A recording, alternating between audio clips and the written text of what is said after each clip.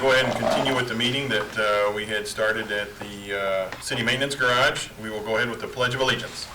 Please stand.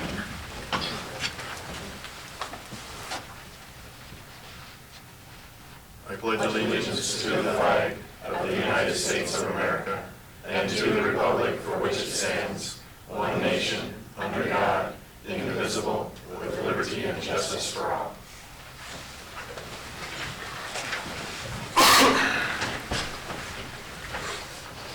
Please note all council are in attendance. Has everyone reviewed the consent agenda? And if so, I would seek a motion to accept the consent agenda as written. So moved. Second. There is a motion and a second. Haley? Yes. Fleischner? Yes. Cox? Yes. Benami? Yes. Seaman? Yes. Days? Yes. Motion is approved. Are there any oral requests or communications from the audience? Seeing none, we will move on to ordinances. And our first ordinance for consideration and approval is for amending Chapter 56, Section 01. Brad. This ordinance deals with vicious animals in the city of Chicago. I've spoken with a few of you about this issue. But what I'm proposing is that we take a step in the area of protecting the citizens a little bit more against any vicious animals. Currently, a dog can't be deemed vicious unless it actually bites somebody. This proposal that I have would change that, so if a dog shows any vicious tendencies, we can have the option to deem a dog vicious and remove it from the city. We've had some discussion about how the ordinance would work. It's currently written as an at-large, meaning the animal would have to be off the property of the owner or out of the control of a competent individual, or also this at-large use of the vet clinic as a place of safety for the animals or public. But this code would allow us to take any action against an animal that is actually at-large off the property of an individual. And the reason that was written this way was to give people some protection in the property for their animals. If a dog is barking on someone's property, which is pretty common, we don't want to deem it vicious at that point. If it is showing some vicious tendencies, though, we may talk to the homeowners and just tell them, hey, they got to keep an eye on this animal. But currently, the way that we have it written up is that we wouldn't take any action unless the dog was actually off the property, running at large, and would show some tendencies to people. So the reason this came about is we've had a couple issues in the last year. Recently, within the last month, there was an issue where a dog charged that somebody probably would have bit them, but the person was able to get away from the animal before that action did happen. And when the officers went to check on the animal, it showed some pretty vicious tendencies towards them also, but they did not get bit either. But the animal probably would bite someone if it had the opportunity to. Probably would have bit the kid that day that ran from the dog. But so we want to be able to protect people before that does happen. So I have attached with it the current reading of the vicious animal, and along with the changes. And if you guys have any questions, feel free. I'd love to answer anything you may have that comes up.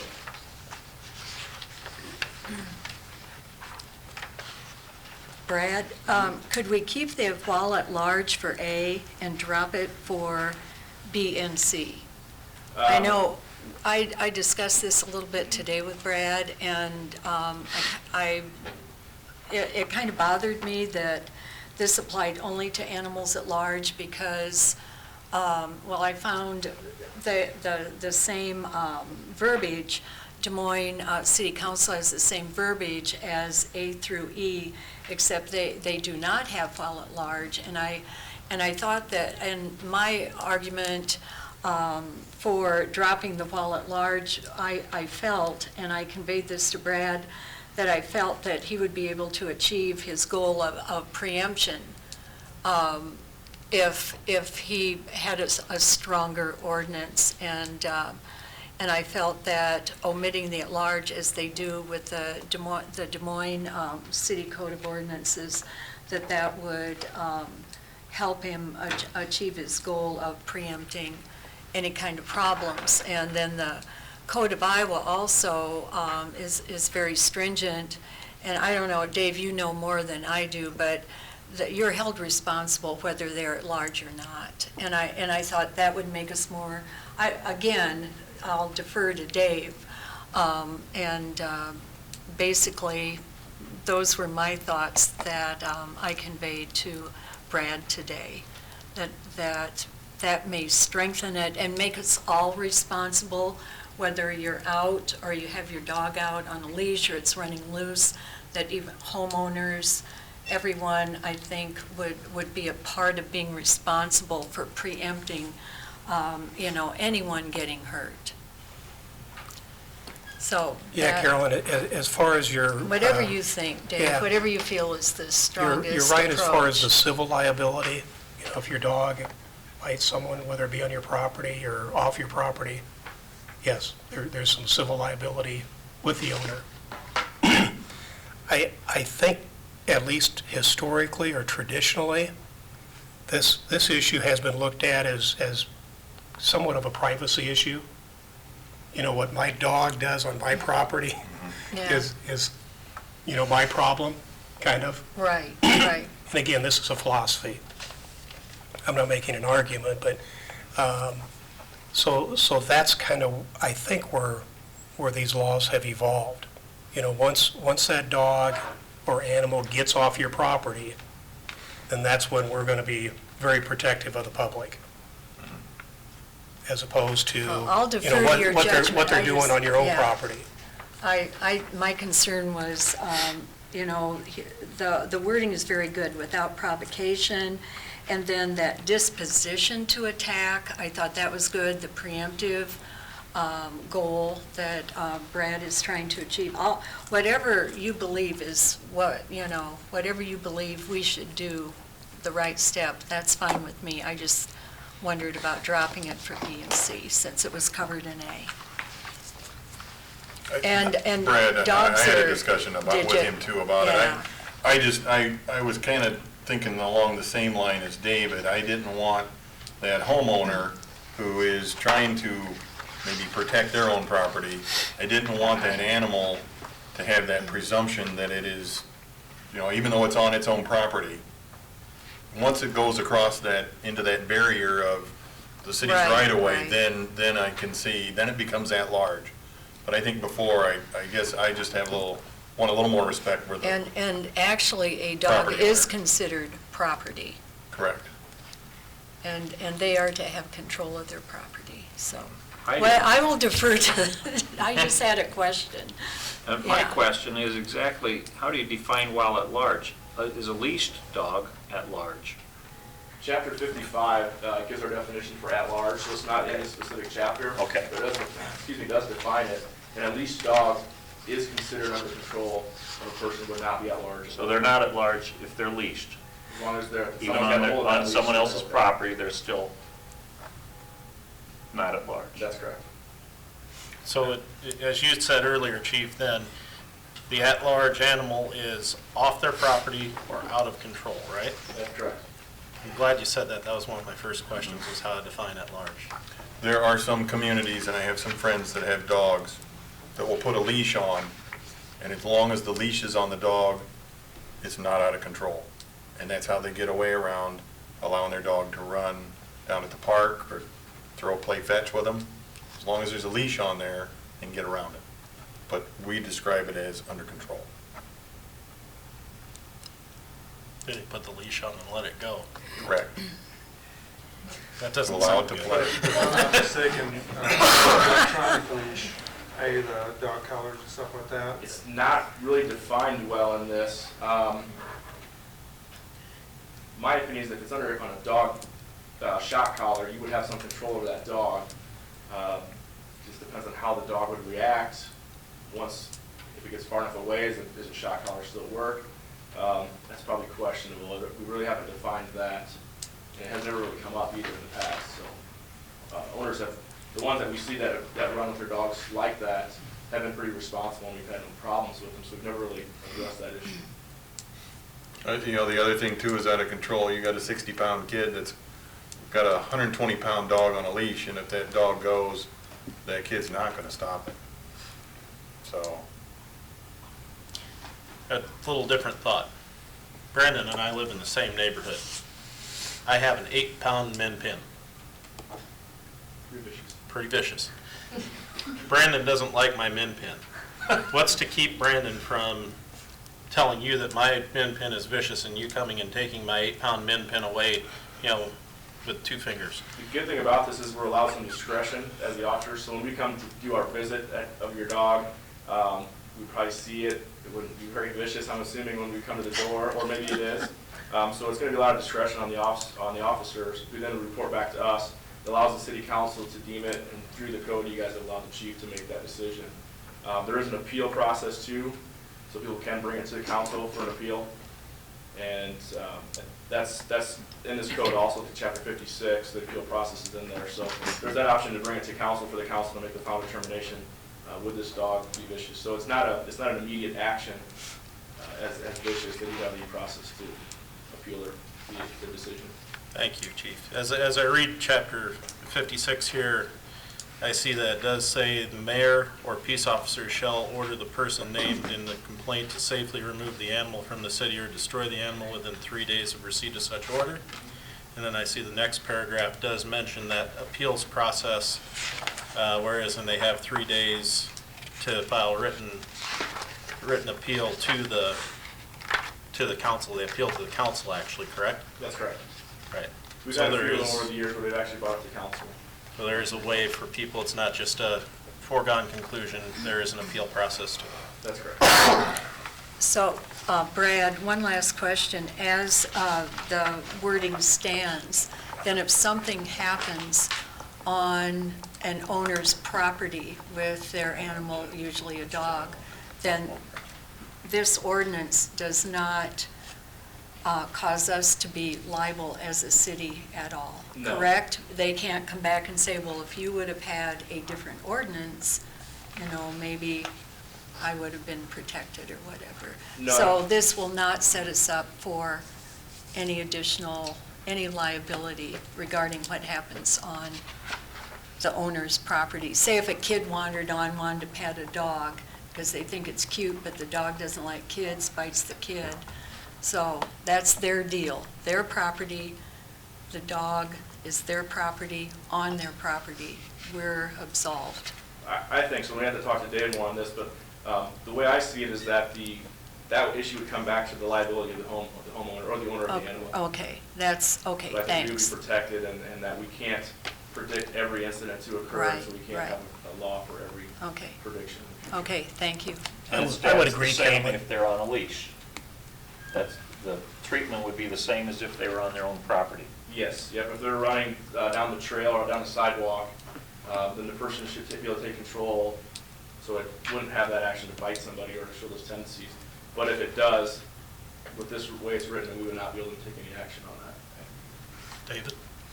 Yeah, I would agree, Carolyn. Okay, yeah, In your scenario, you have private property, which would be the dog, on private property. committing an act on private property.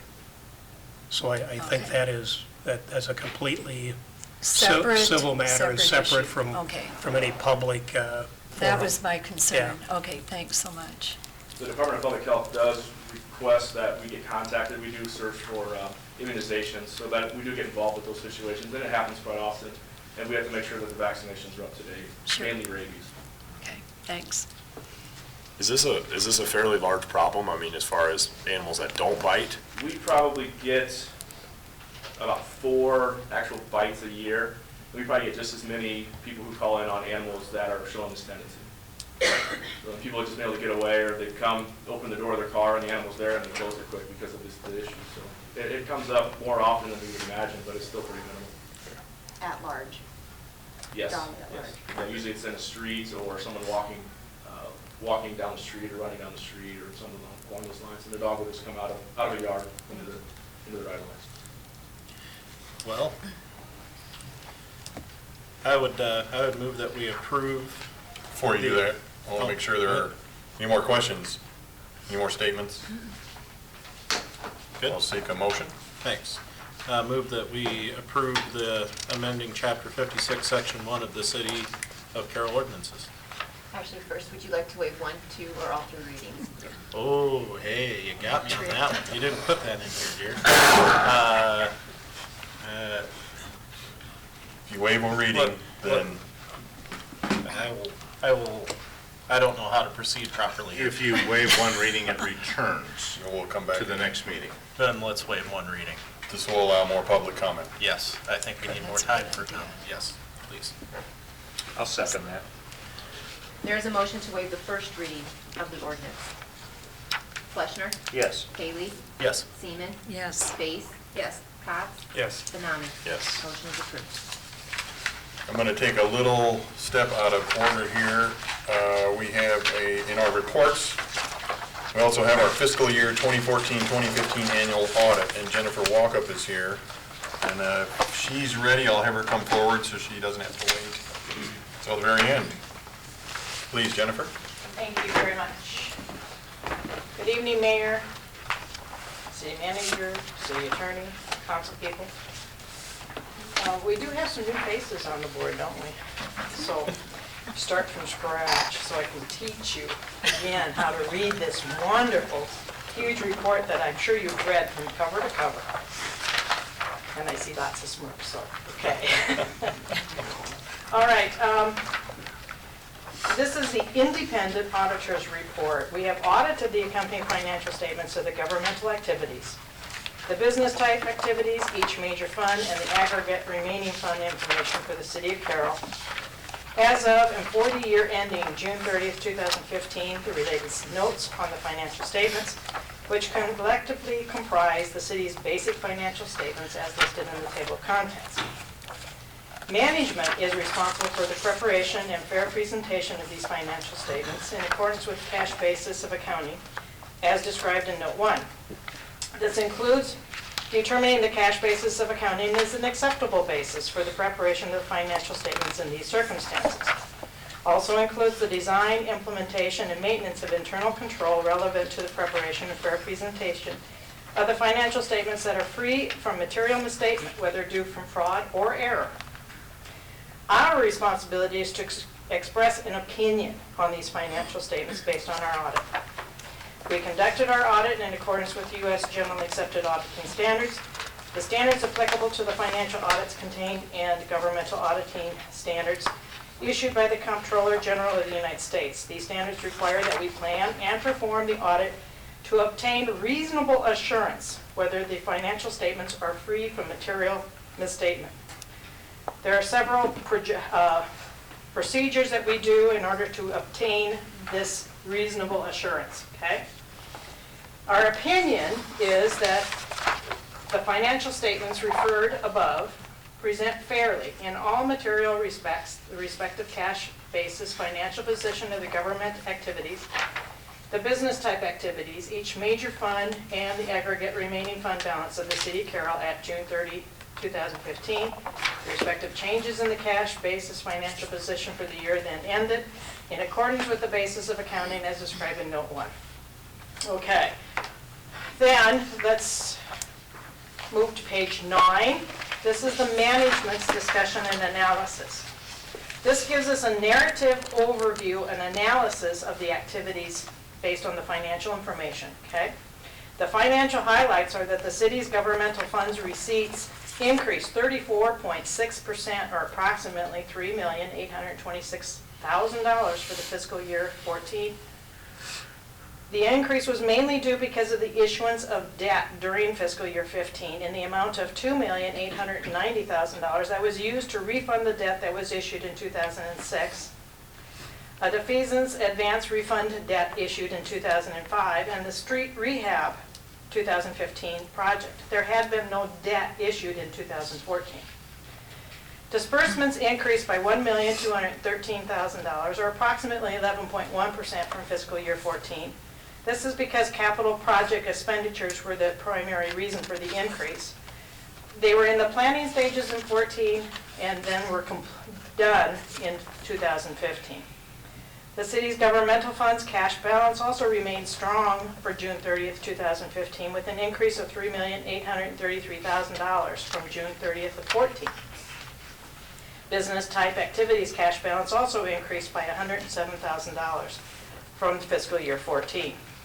When you're using this financial report, you'll find that we have government-wide financial reports, which consist of a cash basis statement of activities, and net position.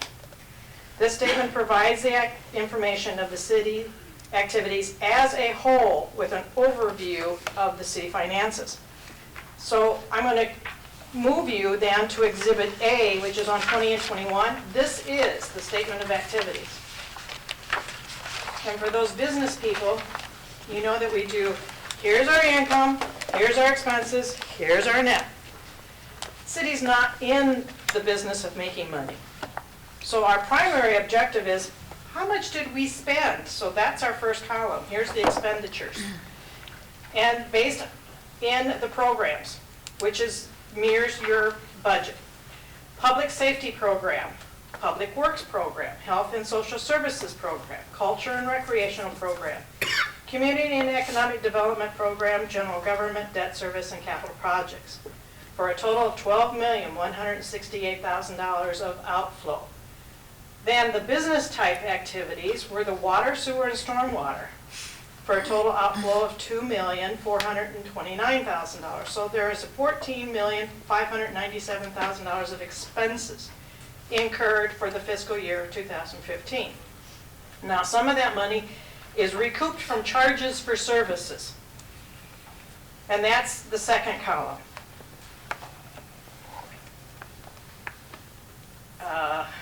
For instance, we would have community and recreation brought in $1,167,000.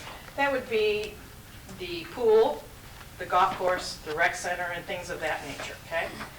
We also have, of course, the services, which is the utility fund revenue of $3,526,000. We also have some operational grants or some contributions or some restricted interest that is brought in to help offset our expenses. And then we have some capital grants or contributions and restricted interest. So the next column is our net, which we expect to be in a deficit position. Those amounts would be fulfilled from the property taxes. So we have a deficit in all of the funds. We have a little deficit in water. We actually have a surplus in sewer and stormwater, but that's because of existing projects planned that we're collecting money so we don't have to borrow so much. Then we have our property taxes, $5,922,000. We have debt service. We have property tax replacement, hotel motel tax, local option sales tax, franchise taxes, unrestricted investment earnings, bond proceeds, miscellaneous, and then we have transfers in and out from different funds. So that at the end of the year, as the city-wide position, there's a change in cash flows of $3,833,000 that we just discussed, and $123,000 on the business type activities. So that the cash balance Hold up, you lost me there. Okay. There we go, okay, thank you. Sorry. So the cash balance at the end of the year was $10,205,000 for the government-wide and $8,279,000 for the business-wide. Now, for governmental purposes, the cash is sometimes restricted. And it's non-expendable, which is the cemetery perpetual care or the rec center trust. We can't touch that money. We can touch the income, but we can't touch the actual corpus. Then there's some expendable monies, but it's restricted. The money that we do and bring in for property tax debt service can only be used for debt service. Same thing for the urban renewal. If we're bringing in TIF monies, it can only be used for the urban renewal TIF project area. So they're expendable, but they're restricted. We can spend that money, but only in certain areas. Then we have the streets, which is restricted. We brought in the money, and the council determined that this money's only going to be used for the streets. And then we have some other expendable, or we have unrestricted. This is the cash balance that there are no restrictions on. So that ends up showing you the disbursements of those funds. So that's the annual report for the city-wide. Then we do fund financials, which is the government, And that's on 22 and 23. This is the government funds, okay? And this is the cash basis strictly for the government. Here, we show you the revenue coming from property taxes, other taxes, license, intergovernmental, charges for services, fines, fees, total receipts, $6,528,000 in the general fund. And then we're showing you the major funds. Road use tax is a major fund. Local option sales tax is a major fund. The debt service is a major fund. And the capital projects are in total. And then we have all the other funds, which we'll talk about in a little bit. Total disbursements out of the general fund was $6,818,000. So that for receipts over disbursements, before we do the bond issues or any transfers in and out, we had a deficit of $290,000. With the transfers and the operator in and out, we have $619,000. So we end up in the general fund, $3,549,000.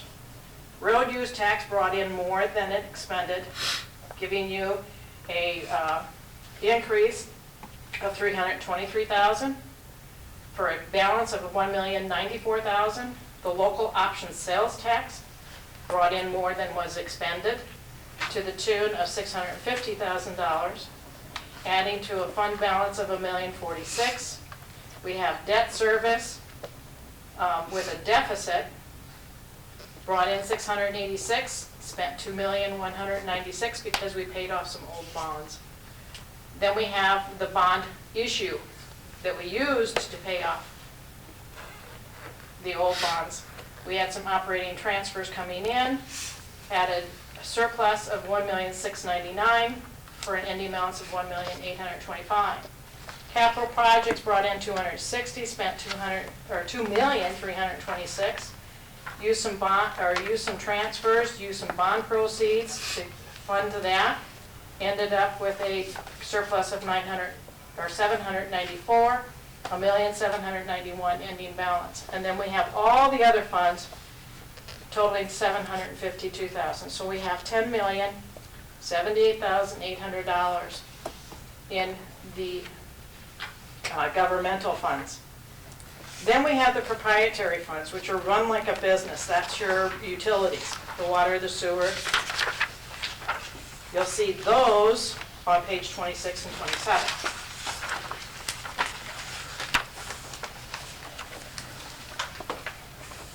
We have the major water fund, bringing slightly more than what was expended.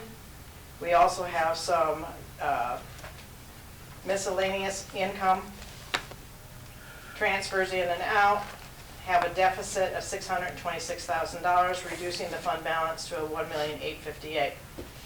Sewer had a surplus of $584,000, balance of $1,651,000.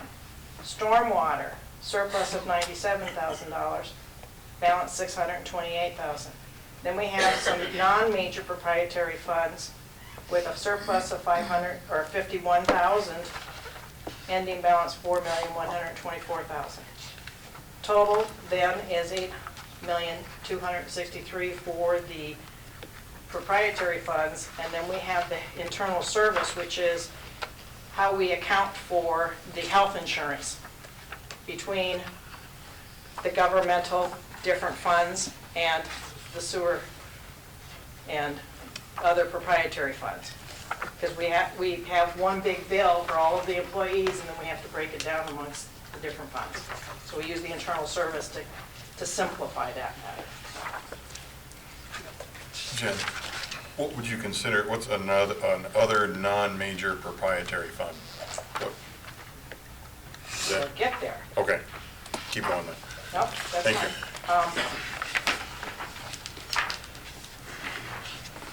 If you flip back to 62 and 63,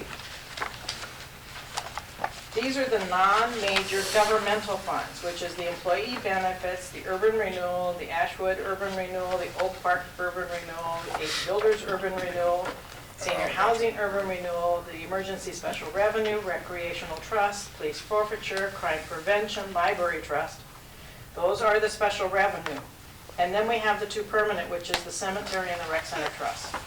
Those are non-major governmental funds, which get all wrapped up into the final column in Exhibit B. Got it. Thank you. Then if you go to the next pages in Schedule 2, those are the non-major proprietary funds. That's the water depreciation, the water capital improvement fund, the water meter deposit, sewer depreciation, sewer capital, and the stormwater capital.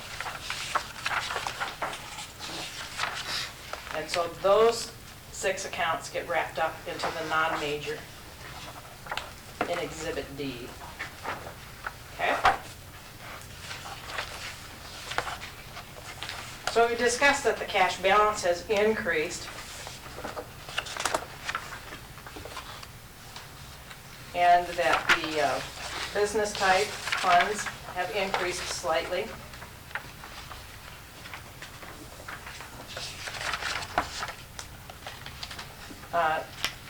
Page 15, we talk about in the financial analysis that the city continues to maintain a very strong general fund balance.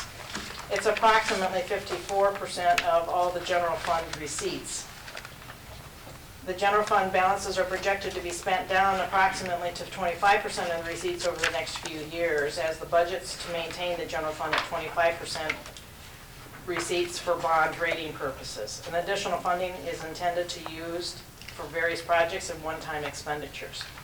The road use tax fund cash balance increased by $323,000. Local option, of course, increased by $650,000. Debt service increased by $1,700,000 to $1,825,000, with a reason due to the issuance of the new debt. Capital projects balance was $1,791,000. And then we have the analysis of the major business funds. At the end of the year, the city had approximately only $9,035,000 in bonds. Other long-term compared to approximately $9,787,000 last year. So we're spending down and paying off the bonds rather rapidly. City's unemployment rate was at 3.4% based on the local area unemployment statistics, which is down slightly from the previous year. The city is also continuously pursuing new revenue sources, including regional and state federal grants. The 1% local option tax has generated revenue of approximately $1.5 million in 2015. And from estimates of the state, it will be slightly lower next year at $1.4 million. The budget for 2016 includes a lower property tax levy, and with taxable valuation decreasing at 1%, the tax receipts to finance we expect to decrease approximately $395,000. Did you say taxable valuation was decreasing? Did I hear that right? According to the property tax levy will be decreasing, and according to the valuations, approximately 1%. Okay. Okay?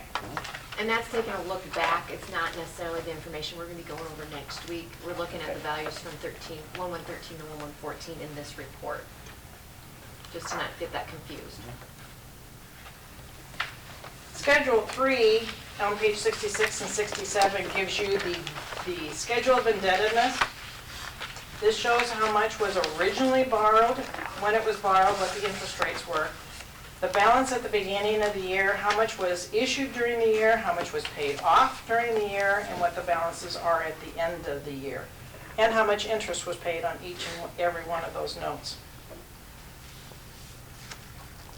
So even though we borrowed $2,890,000, you paid back $1,927,000. Schedule 4 shows you the bond and maturity, the note maturities, so that you can see how long the debt will be paid. The 2008 obligation will be paid off in 2016. We have 2 years left in the GO refunding bonds of 14. The 2003 revenue bonds will be paid off in 2025. And the aquatic refunding will be paid off in 2023.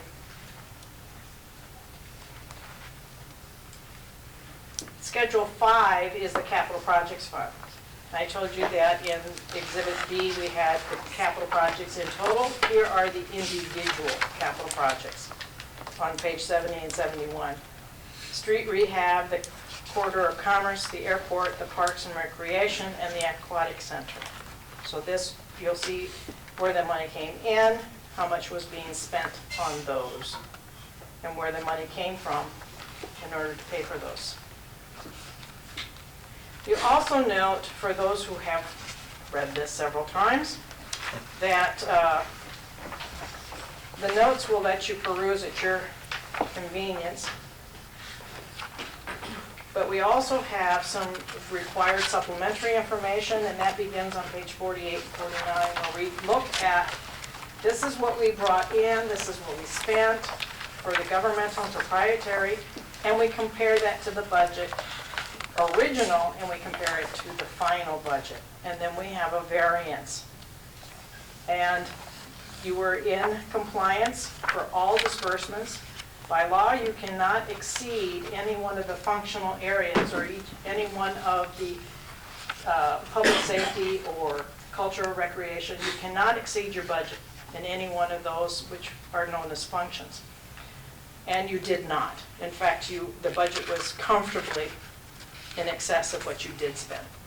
Sometimes that's because the bills didn't come in when we expected, or the project got delayed, or, with the wet weather, probably isn't going to get done when expected to be done.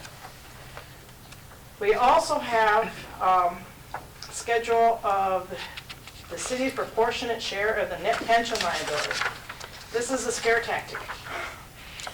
This is the new FASB rules saying everybody should know how much their liability is for the pension that's unfunded. So that's what this is. This is IPER's retirement, and of course it's always a year-old information.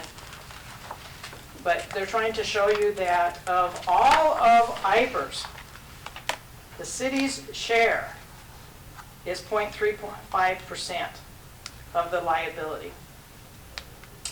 The proportionate share of the net pension liability as a percentage of your covered payroll is 62.67%. Everybody's worried that the pensions aren't going to have as much money as they need to take care of their obligations.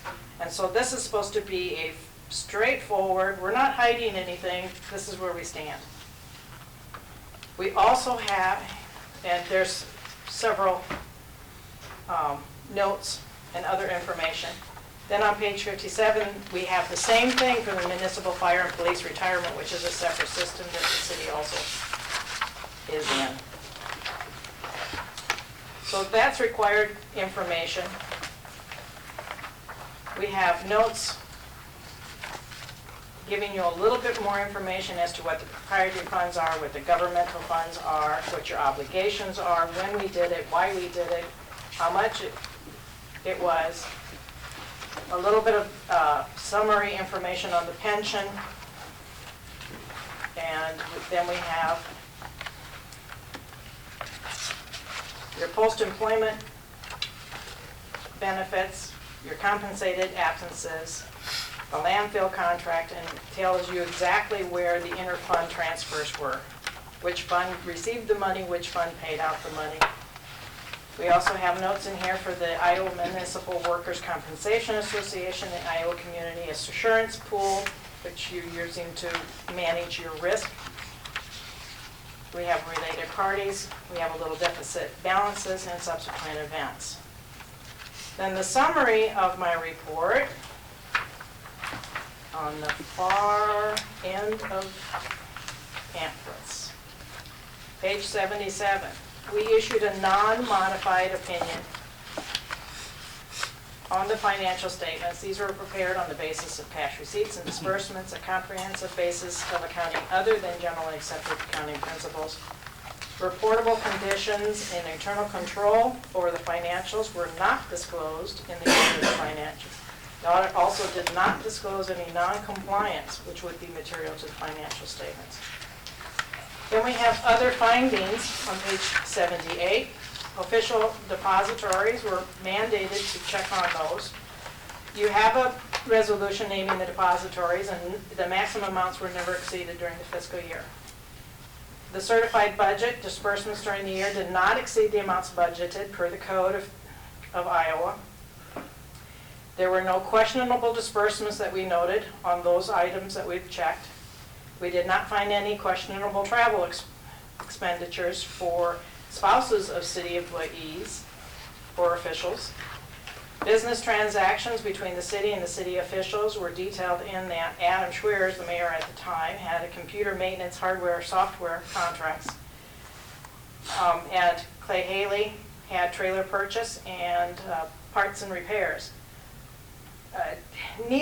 None of these appear to be a conflict of interest because they were bid and the computer maintenance were bid items. So they fall within the purview that they are not a conflict. There is an excess balance, however, in the special revenues for the police forfeiture, crime prevention, library trust, and rec trust. These are in excess of the funds that were spent during the year. Also, in the capital projects, the corridor of commerce, the water utility depreciation, water utility capital improvement, water meter funds, sewer utility depreciation, sewer capital improvement, water fund utility, and the stormwater also had excess balances. The recommendation is that you not have a balance at the end of the year in excess of what you have spent during the year. However, and that's my recommendation, consider the necessity of maintaining these substantial balances. When financially feasible, we should consider reducing the balance in an orderly manner. Response from the city was that these have planned future programs and projects that will reduce those balances. We checked on the surety bond of the city officials and employees and found that they were in accordance with the statutory provisions. When looking at the minutes, we found that nothing was omitted from the minutes that should have been in it. However, we did note one instance where the library boards, where the vote was not indicated for the action taken. The city should ensure that all minutes should indicate the voting response of the members present for all actions taken. Response from the city was that the boards and secretaries will be notified of this oversight and reminded of the proper recording of minutes to prevent this oversight in the future. Deposits and investments, we noted no instances of noncompliance with the investment provisions of Chapter 12, B and C. We didn't find any instances of noncompliance with the bond or note provisions. Financial condition, we observed that the airport capital project had a deficit ending balance. City should investigate alternatives to eliminate this deficit in order to return the fund to the sound position. Response from the city was that the deficit was due to rose due to construction costs incurred, and the airport fund will return to sound position as soon as the anticipated grants were received, which had not been by year end. Tax increment financing. Code of Iowa provides municipally certified loans, advances, indebtedness, and bonds to the city auditor which qualify for reimbursement from incremental property taxes.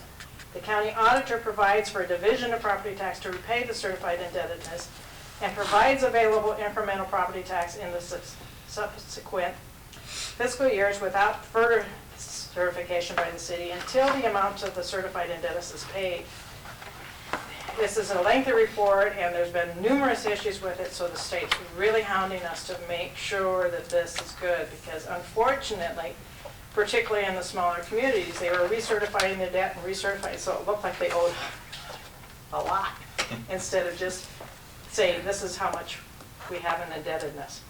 So we're trying to make sure that that's correct.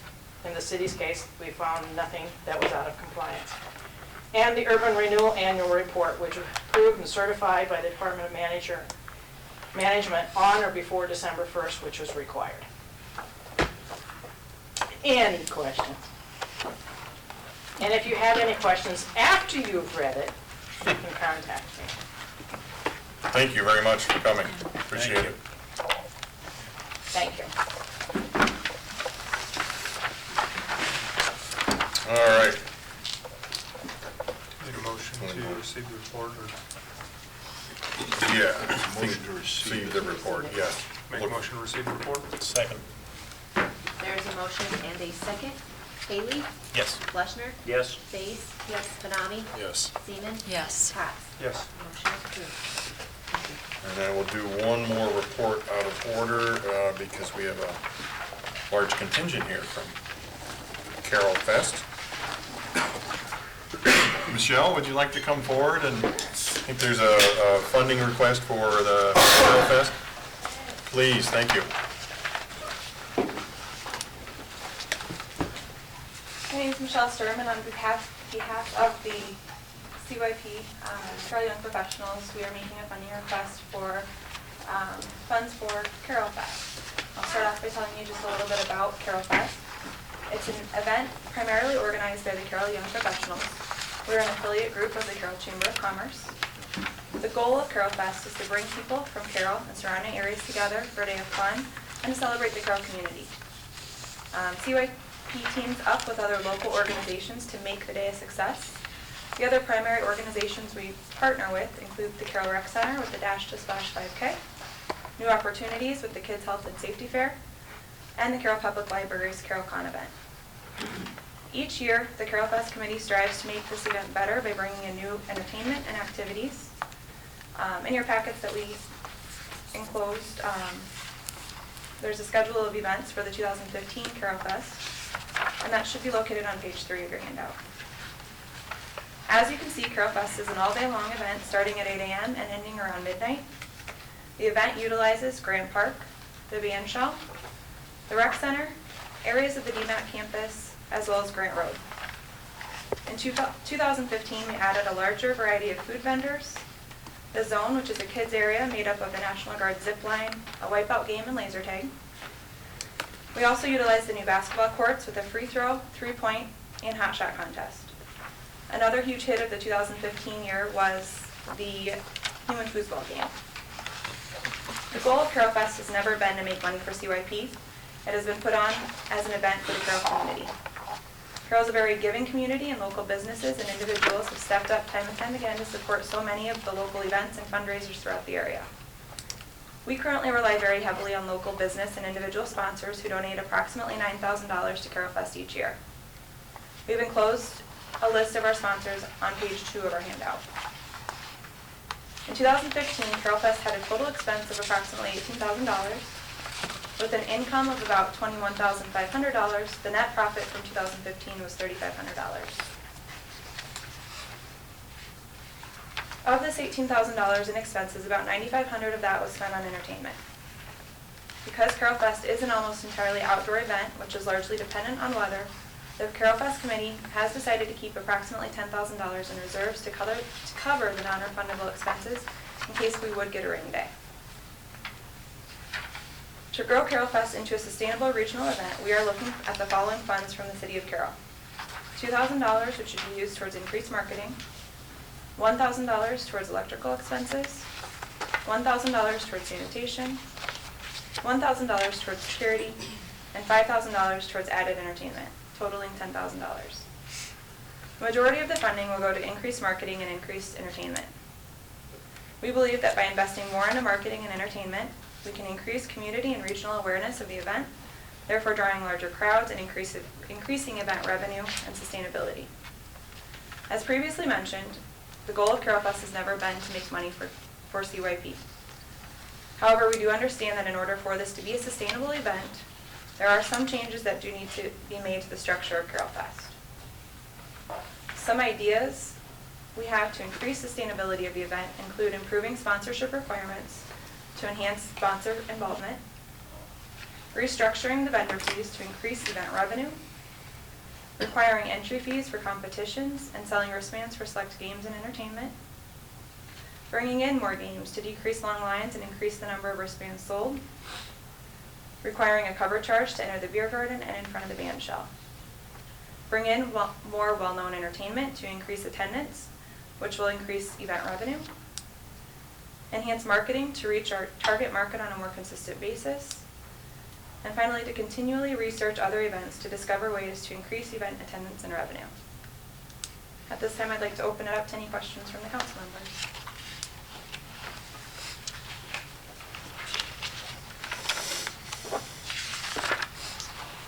I have one question. When you say electrical, what does that mean? Down at the park, it's been pretty difficult as far as electricity goes. We've spent, we usually end up borrowing or renting generators and things like that. So the cost would go towards likely running generators again Oh. at this time. No adding, Not at this time. Okay. In the future Sure. maybe, but not at this time. All that down at the band shell was just redone, correct? yeah, there's a lot of outlets. You were able to use that this summer? Some, Yeah. yes, yep. Certain areas of the park still require generators and bringing in electricity, but Okay. We don't have generators available for them, right? We have some generators in the city, but usually they're being used. Some of it takes fairly big generators too. Yeah, these are smaller ones that we use for pitching machines a lot. Well, the $10,000 injection, do you think that will sustain you for future years if you do all these things? we hope to. We can't guarantee that we will not come back to the city in the future. You know, if this event continues to grow, there could become a time where added city involvement, whether financially or logistically, could be a possibility. But by making changes to the structure, we hope to make it a more sustainable event for the future.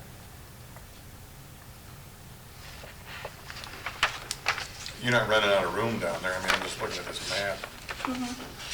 At this time, we're not. But you're able to use all of it now, okay. Yeah, yep, we use a lot of the Grand Park area, and then DMAC also allows us to use part of their campus, the rec center, as well as Grant Road is shut down that day, so Grant Road is available as well.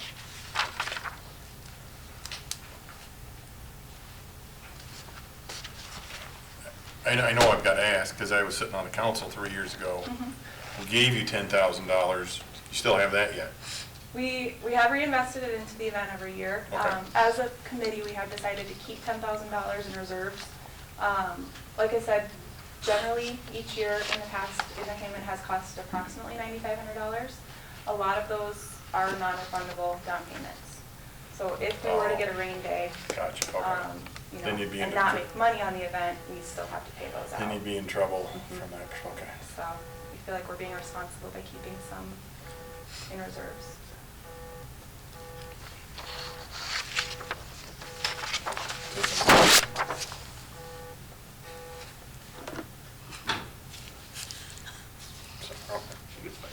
Oh, sorry. Shut off. Okay. It's like, oh, that's not a fire. Drink left already. Yeah, you should.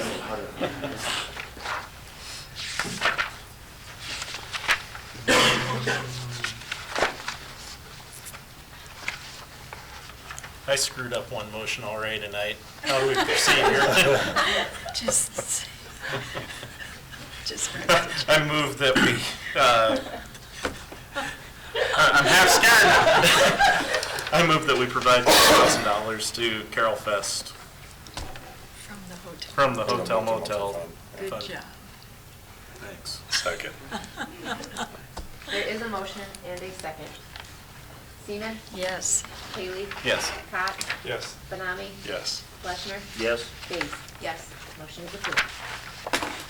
Thank you, Michelle. Thank Thank you. you. You bet. Thank you. All right.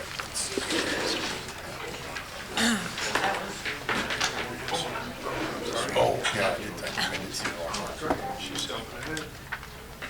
Okay, one more report out of order, because I see Mary came in.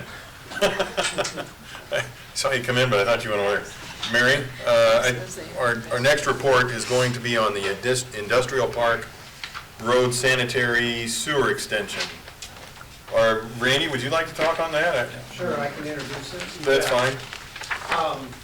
The Carroll County Solid Waste Management Commission currently discharges landfill leachate to the sanitary sewer collection system.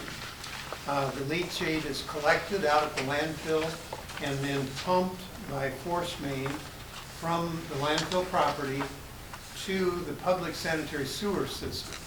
And that, the closest location and where it's pumped to is at Burgess Avenue and the UP Railroad. And I've included a map that shows the approximate location of the current discharge line. That discharge line has recently become plugged with grit obviously, which disrupts the pumping of the landfill leachate. The commission has identified 3 alternatives to take care of that problem. The first being replacing the force main from the landfill to that same location in public sanitary sewer. So it'd be the same alignment as current. The second is an alternate alignment that would involve crossing private property through easement.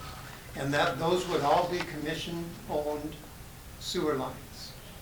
The third alternative is a combination of a gravity sewer line and a sanitary force main. And the proposal on that would be to construct a gravity sewer from the Industrial Park Road or Burgess Avenue and the railroad south along Industrial Park Road, and then northwesterly along, south along Burgess, northwesterly along Industrial Park Road to Kitty Hawk. And then a force main from Kitty Hawk down to the landfill collection point. Okay, so that's kind of a hybrid combination of both. Now, the commission has inquired into whether the city would be receptive to a joint project for constructing that third alternative.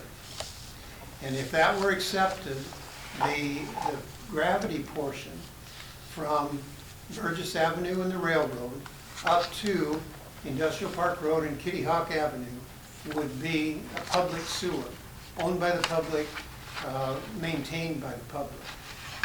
The balance, the force main portion from Kitty Hawk down to the landfill would still be the service line for the commission, landfill leachate. I've included some costs that have been prepared, a distribution of costs that's proposed between the commission and the city. $326,000 total project, of which the commission would be responsible for approximately $176,000 and the city approximately $150,000 in this distribution. The benefits for constructing a public gravity sewer line are primarily to serve future growth north and west of the westerly edge of the city. The properties along Industrial Park Road that are currently developed are served by septic tank. There's currently no public sewer there. If this were approved, if the gravity sewer construction were approved, you could consider requiring any future development on Industrial Park Road to connect to this public sewer in lieu of more septic tanks.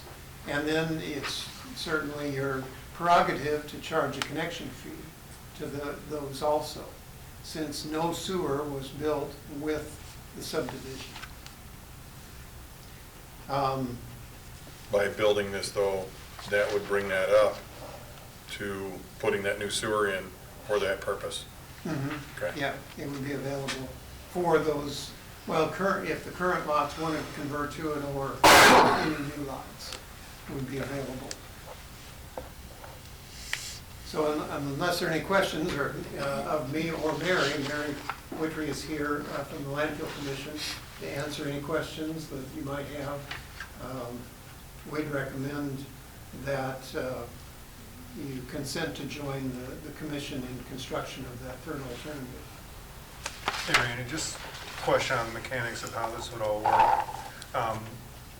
Would the commission be lining up contractors to do the northern portion, and then we would line up contractors to do the portion along Burgess, or is there one contractor that would be mobilized for the entire project? Well, I think the latter is probably we would get more benefit in bidding by doing it that way. We are working with Dave and the landfill legal representation to determine what can be done between the two agencies.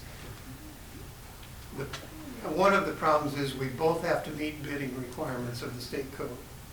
And we're trying to sort that out to where certainly the most practical, effective construction is your latter alternative. One project, one contractor for everything. And if we can get there, certainly would like to go there. If we can't, we'll go whatever way we can legally. So if it would be one contract, if we can legally do that, maybe you can't answer this quite yet, but who takes responsibility for the oversight of that project and the bidding and all that stuff? Well, that's what we would also work on at the same time. Who would take that responsibility? The landfill is positioned to prepare the plans for the project by February or March of this year and get it to bid. So they are currently well ahead of where the city would be if the city were to do it. So, and it's important to them to get it done because they're running into this plugging issue on their leachate and certainly want to get it corrected as soon as possible. Mary, maybe you could explain the importance of removing that leachate? How critical that is? No matter where it generates leachate. It's the rainwater comes in, no matter what kind of cap you have on the top, it's going to generate some liquid. By law, we have to be able to collect and treat that leachate. And we entered into a contract with the city of Carroll in probably 1994 after we built the line, and have been working with them ever since and monitoring our flow into their system. It's worked very well till this summer, and with a couple dry years that we've had, we've noticed that we have built up a grit in a 2-inch pipe. And when they built the system in 1994, from where the lift station, where it goes into the lift station and leaves the commission property and goes to the sanitary sewer up by the railroad tracks, we have one manhole. So we were able to jet one way with our one manhole, but we're about 4,000 feet from that manhole to the sanitary sewer, so it was a nightmare. We ended up slicing the line and repairing lines, and we think we are unplugged right now. We are flowing leachate in, but know that it is time to replace the line and look forward into the future for the next 20 to 30 years. Randy, would we have to come back at a separate time to change that so that new development would have to, the requirement to hook up to the new sewer would be, do we have to amend that later? If that's your desire, we could work on preparation of a code amendment for your review at a later meeting. All that property is already within the city limits? Yes, along the Industrial Park Road they are, yes. And how many septic units are there now that could be eliminated or hooked onto this line that you're aware of? Multiple? Multiple, yes. Okay. And most of the frontage property, probably the majority of that frontage property is now developed. You know, you recently had a re-subdivision of some of the outlot that was created, so there are some properties left to be developed, but I think it's probably less than 50%. At this point, what Randy is asking you to do is to consent to a joint sanitary sewer construction project, and David will work with us to get the language together between the two organizations, and then we can look at the ordinance, or an ordinance about what about a hookup fee and those processes. But unless if we're not going to consent to enter into this, then we weren't going to do the rest of it. That's what we're after, is just a consent to enter into it. And the pipe you're going to put in is an expansion to allow for further growth to the north and west? Yeah, actually the railroad crossing pipe is a 10-inch sanitary sewer. So we would plan on extending this sewer as a 10-inch, same size. And if you know, as you look at a city and where their trunk outfall sewers are, they would most generally follow the lowest part of the city. In our case, the river takes it down to the wastewater treatment plant on the east side of town. So this kind of generally follows, then continues extending up the river to the northwest. So that would be the logical point to build an outfall sewer. And that's what we're proposing, that this would be. This is just an incremental extension of an outfall sewer. The cost happens to get split between the city and the commission. Okay. Any other questions? Comments? I guess I would just like to add, previous experience with this property over here. My wife's family owned this at one time, partially owned some of it, does not anymore. There were businesses that wanted to build out there but with the lack of having that sewer access, they weren't interested, they didn't want to. So I think doing this potential down the road would open us up to more property out there, more property taxes, those type of things. Very good. All right, with that, I will seek a motion for consideration and consent to a joint sanitary sewer construction project with the Carroll County Solid Waste Management Commission. So moved. Second. There is a motion and a second. Haley? Yes. Benami? Yes. Cox? Yes. Bates? Yes. Fleshner? Yes. Seaman? Yes. Motion approved. We'll move this along as quickly as we can get through the legal hoops. Thank you, Mary. All right, we'll get back on track. Our second ordinance for consideration and approval is for amending Chapter 69.08, 48D of the City of Carroll ordinance with regards to parking. Brad? Thank you, Mayor. I received a call from the Kemper Catholic School System, and they have requested an increase of time for no parking in front of the St. Lawrence School on 15th Street. This is from the center line of 15th Street, 274 feet to the north of the center line of 15th Street on the west side only. So it's directly in front of the school to the entrance of the parking between the school and the church is where they want to increase the time. It currently is from 7:30 a.m. to 8:30 a.m. and 2:30 p.m. to 3:30 p.m. Monday through Friday on school days only as a no parking. They've requested that we increase the p.m. time to 3:45, and the reasoning behind it is that the buses drop off and pick up a little bit later than the 3:30 time, and they've run into some issues with cars being parked in that space. They're only asking for a 15-minute increase, and from what we can see, it's going to be very minimal parking issues to increase this time. And there's currently 2 signs there that we would have to get changed with Randy's help to show those corrections. But from what we can see, it's going to cause very few traffic issues or any issues by increasing that time. So unless there's any questions, my recommendation is to approve the change to Chapter 69, subsection 8, or Section 08, subsection 48D in the City of Carroll for parking on 15th Street in front of St. Lawrence. Did they, how about, is there a problem with by 4 o'clock? Would they want extra time? They indicated 3:45. The buses are in and out by 3:45. Okay.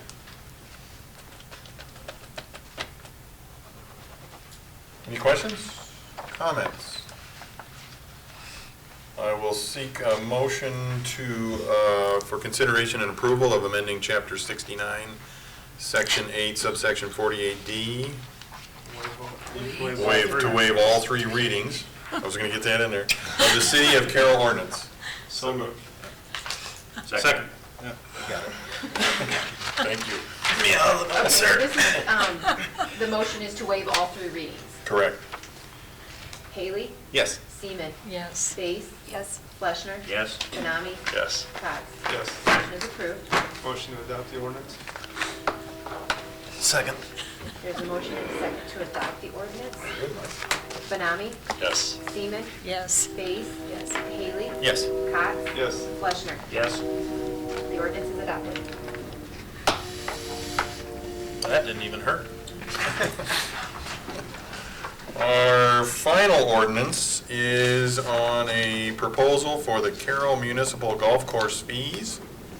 Jack, would you like to talk about that? Thank you, Mayor. You bet. Just wanted to point out that Dave requires this to be an ordinance. So this takes a little bit, it can take a little bit more than one meeting.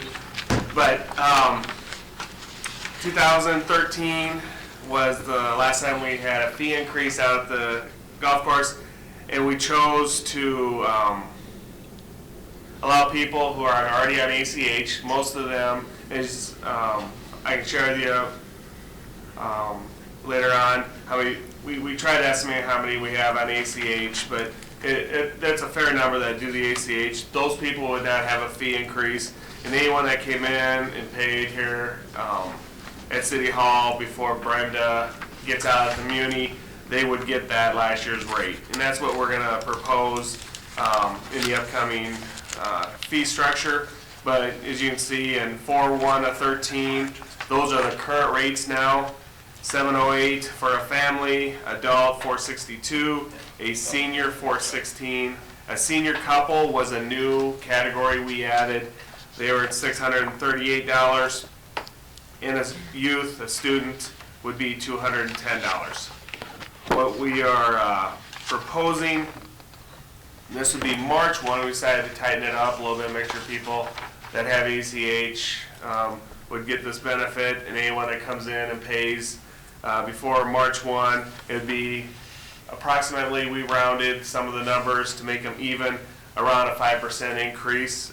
So a family membership would go to $744, $485, senior $437, senior couple $670, and a student at $221. And then another year, as we get into this, you'll see why I'm proposing this. March 1 of 17, the following rates. Everyone sees those. I won't read each one again. But approximately 5%, give or take. Just rounded them to make it even and make it easy. Golfers do have the option of taking advantage of paying for their membership over a 12-month period. If golfers pay over a 12-month period, payments are and would be currently $59. It would go to $62 for a family, and 3/1/16, and $64.91 and 3/1/17. So they're paying roughly about, all said and done, if all these fee increases get passed, approximately $5, a little over $5. Adult would pay just under $4. A senior would pay about $4, a little less. A senior couple, right at $5, and a student, about $2.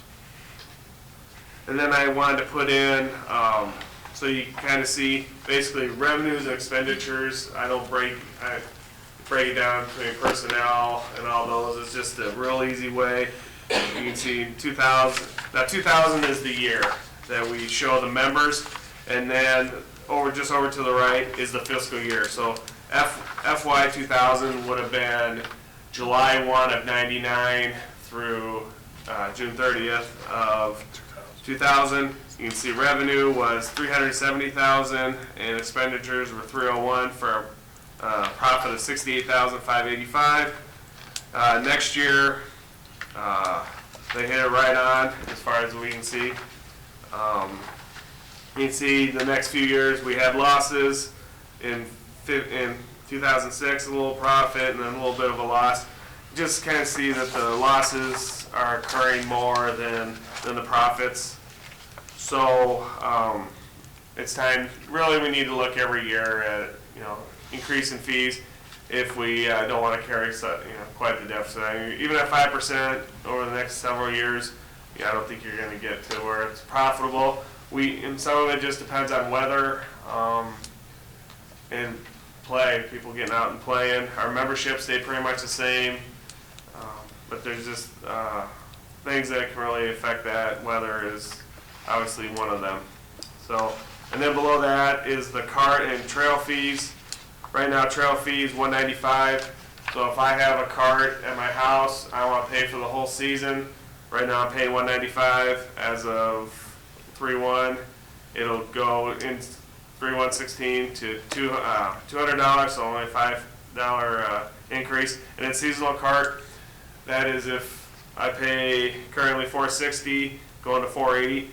I call one day before if I want a cart tomorrow at 5 o'clock. I need to call Monday by 5 o'clock, let the staff out there know I want a cart, and they'll have one reserved for me when I get out there. be gassed and right out there so they can take that. We do ask, just helps, and we know 24 hours in advance we can kind of control the cart usage then. You can see difference between cart rentals and trail fees.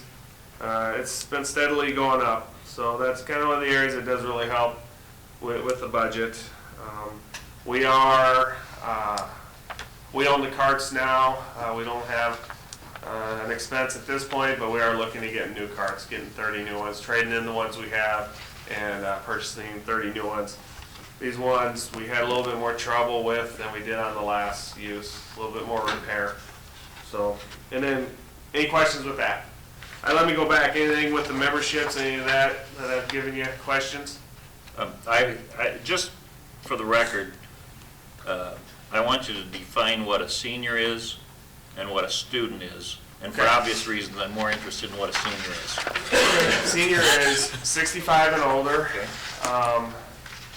If you turn 65 in that year, or once you turn 65, you can have that rate. Okay, and then the couple, either one of you turns 65, you're both included on that? Yes. Okay. Yep. And then student is college student or younger. If you're full-time college student up to 23, you can stay on a family plan. We do have just a slight difference. Rec center is 62.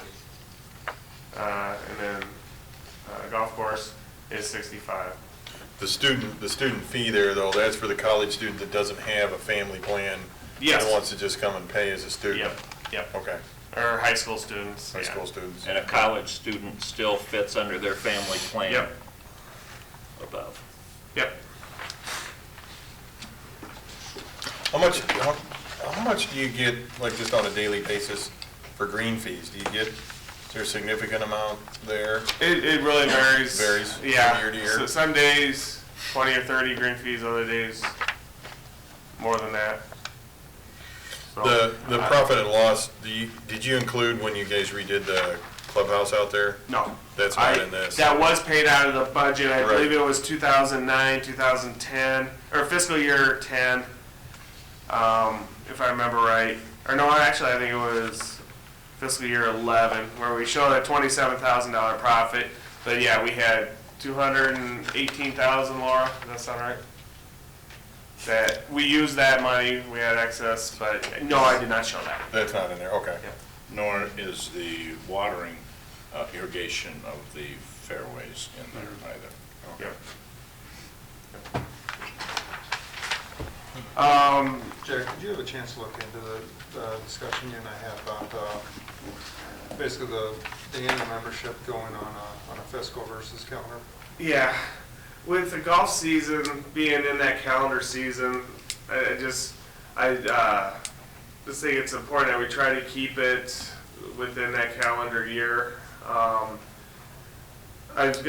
talk with Brenda when we get back into that, if there's ways we can look at if they start in July.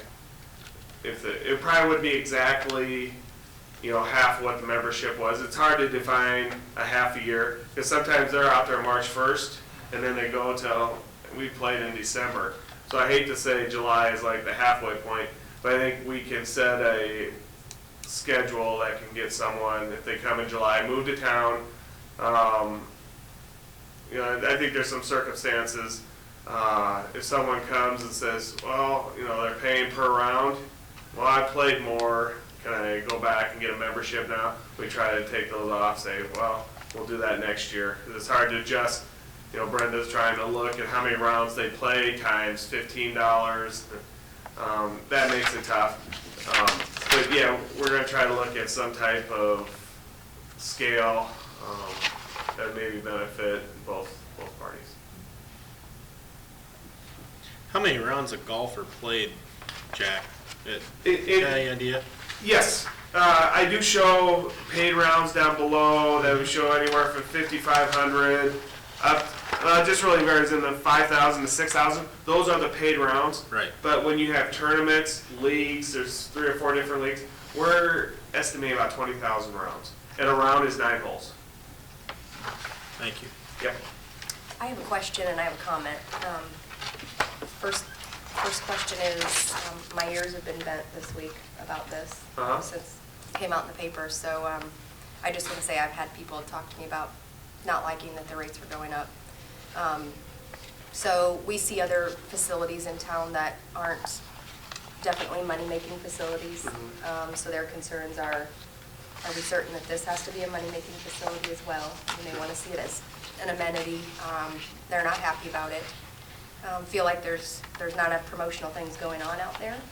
So my comment to that would be, is there a chance with this going up, is there any way we can connect with Breda or any place else where if this rate's going up, can they golf at more than one golf course?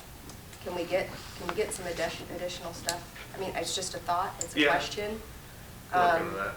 But, and I also see, my other comment would be, I see our members going down, and that's discerning to me. Right. You can raise the rates, but that, to me, I'm not sure that means you're gonna get any more people. Right. No, this isn't to attract more people. It's Right. to try to get that red number a little bit closer. But I think you're gonna see possibly more people fall off Okay. than you're gonna see people get on. Okay. Just what I've heard. Sure. And When was the last rate raise?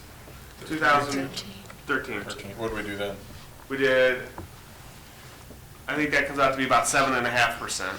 So this is a little less than what it was. Yeah. Have we ever done 2 years in a row before? Yes.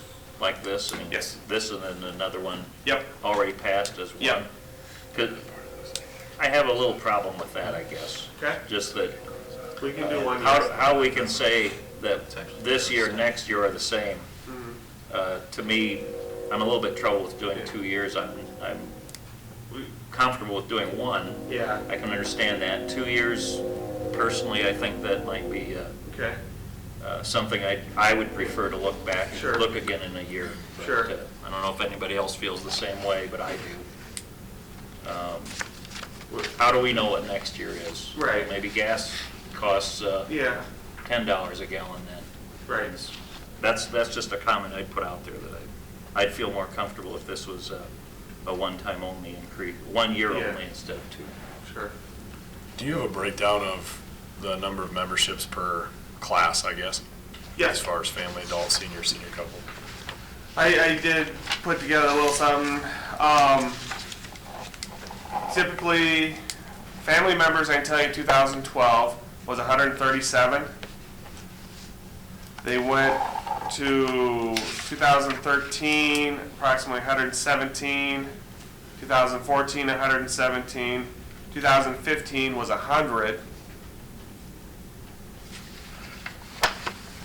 Isn't it fair to say that we're not the only golf course with this same issue? It's pretty well statewide, if not national. It's not necessarily a problem that's unique to the municipal golf course in Carroll. It's just a decrease in interest.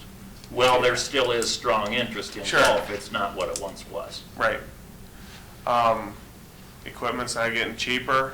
We've had a tendency so far to buy equipment before the other stuff gets bad. We try to rotate out, we get good prices. You know, if the idea is to try to get the gap closer, maybe we hold on to a mower another year or so, but we take chance of equipment breaking down and not being able to get it out right away. Labor is, we're struggling, you know, these equipment operators are, you know, $9, $10, $11, and when we go out, and Scott and Dan in the past, they've gone out, you know, well, I don't want to work unless I'm making $12, $13, $14. So you're going to start seeing that too, that our part-time help is going to start getting paid more.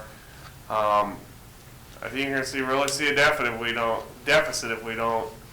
If we want to continue the service that we're getting, those greens, the fairways, the tee boxes are mowed often. We have one of the nicest public golf courses around, and we do that because we keep good equipment, we have good staff.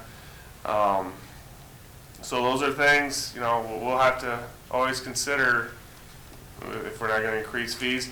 We can sure try, you know, one thing, you go and try to have more events, have more things out there, that takes away members' time.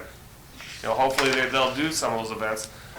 Brenda and that staff does a great job having a 2-man best ball. and you get a lot of members that are playing in that. They've already have their membership, we don't charge them, but they're getting, you know, a benefit for being a member. They're getting these events. So there's some areas that we might be able to have a few more events, but again, that takes away members' times there. Jack, it looks to me as if we're actually, I'm just looking at family rates right now. We're at 708 on an 18-hole course. It looks to me when we look at other 18-hole courses that we're offering a fairly good value now. Now, I'm a golfer too, and I'm not looking to raise rates anymore on the golfers than what we have to, but just looking at the chart you have together here, I'm seeing like 880 and 1,018, $900. I do also see Brita at a 9-hole course at 545, and to Misty's comment, I have a lot of friends who golf in Brita because it is cheaper. They pay to drive there, so I don't know how much cheaper it really is, but they're also playing a 9-hole course. It appears to me from some of the places you compared it that we may have a fairly good value here. Yeah. I tried to use municipal golf courses. I think the one in Denison is quasi. I think some city and some private. Lakeside was private. Mason City, or I'm sorry, was public. Highland was public. The only one that I don't think is Brita. I think I don't know if the city of Brita managed that or not. I don't know if it's, yeah, I'm not sure. So, but yeah. I thought it was interesting, the one in Ames. If you're over 90, you're free. Maybe I want to look at doing that. So I thought that was kind of clever when I talked to Ames. Well, Jack and I have had a fair number of conversations about where should the fees be at a golf course, and there are mixed ideas in the community. I remember one past elected official said there's about 800 people in our community. I don't know that to be a fact that golf. So they were somewhat concerned that a lot of money was spent to irrigate, a lot of money was spent to bring the clubhouse up to what we call modern standards. Those are all the issues that are involved. We deliver high quality services, as far as I'm concerned, to all the areas. It costs money to do those kinds of things. You will have to decide as decision makers whether you want that to be borne by the users or whether you want that to be borne by those of us who don't golf. And remember, you know, if this gets put in the paper, on the radio, all the golfers are going to hear it, that if they pay before March 1, they will not have an increase for 4 years. They'll have a 10% increase in 17, but it's been 4 years since their last fee. So they're getting a 10%. You can pay 2 years in advance? Just saying you've got 2 years. You got 2 years. If they come today and pay, they're still paying the 2013 rate. Yep. And then March 1 is 16, it'll go up 5%, and then it'll go up. So they'd only pay at 5% if they pay January 1 of 17. They only had a 5% increase in 4 years. I don't think that's out of line. Jack, if we, decision. I'm sorry, if we went with 1 year, you do probably anticipate increasing rates the following year. I Yes. mean, that is your plan, because you said things are going up, we need new cards. Yep. So it's not going to be zero. Right. And if we wait, maybe it would be higher than 5. This locks it in. Yeah.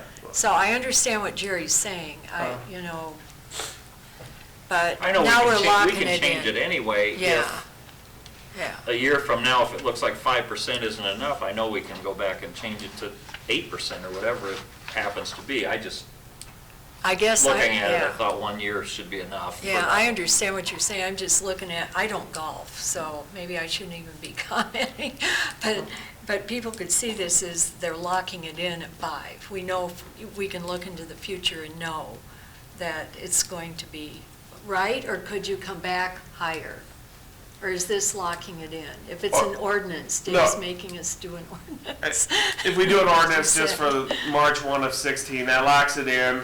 The Okay. rate will be So, for instance, family, $744, March 1st, until we bring back another ordinance or bring back another ordinance to raise it. And whatever date that is, then that would be the effect for the new rate. Okay, so if I'm hearing you correctly, we aren't necessarily locking it in for 2 years? No. Or we are? No. With this ordinance, we are not? As presented, yes. As But if you want to presented, change yes. the ordinance. Okay, Right. okay, thanks, Yes. okay, gotcha. We don't have to bring I- it back. You can make a motion to do it, Oh, Just as 1 year whatever only. people decide. but you'll have to Open. decide if you want to waive 1 reading or all 3 readings. He's- If you waive 1 reading, it'll come back for more public comment. We'll In have 2 to do weeks. it again.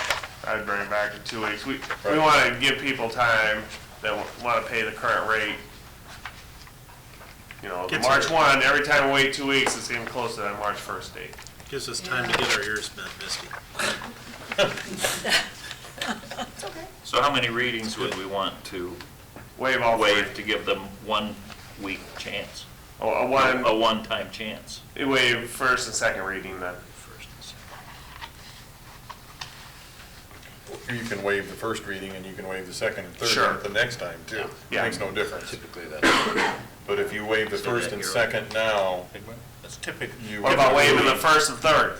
typically the First and motion. third, yeah. If you check the record, you're going to see that almost all of them are waive 1 reading and then waive 2 and 3. Right. Occasionally, waive second and go to the third, but I can't remember the last time. Typically, it's waive the first Waive one, 1, then waive the then balance. you can come back and do 2 and 3. That's Get fine. it done. Or Jack's Get it idea in of the just the books. first and the third. I don't care. See, you just need to start golfing, Carolyn. Get those numbers Any up. more questions I know I or need- comments? No. I'll entertain a motion. I'll move to approve a 1-year increase of 5%, 1 year only, and to waive the first and second readings. Second. Okay, so we have a motion for 1-year increase. For and to waive the- 5%. A 5%, and to waive the first and second readings. Can we make sure if they waive it, it's for the amount presented, not a 5%, because that would change it a little bit. I think you want it to be, These aren't a solid 5% across. it's not exactly Oh, I'm 5%. sorry, yes. It could be 4.99, it could be 5. The increase rates as presented, I'll change to that. 3.116. Increase the rates as presented for 1 For the year. 3/1/2016 rate. Yes. As presented. Okay, got it. And we have a second for that, or not? Okay, Okay. we have a motion and a second. Do you want to waive 1 reading or? I said 2. First and second reading. First and second First and readings. second reading, okay. Benami, Yes. Bates, Yes. Cox, Yes. Haley, Yes. Seaman. Yes. Fleishman. Yes? Motion is approved. Thank you.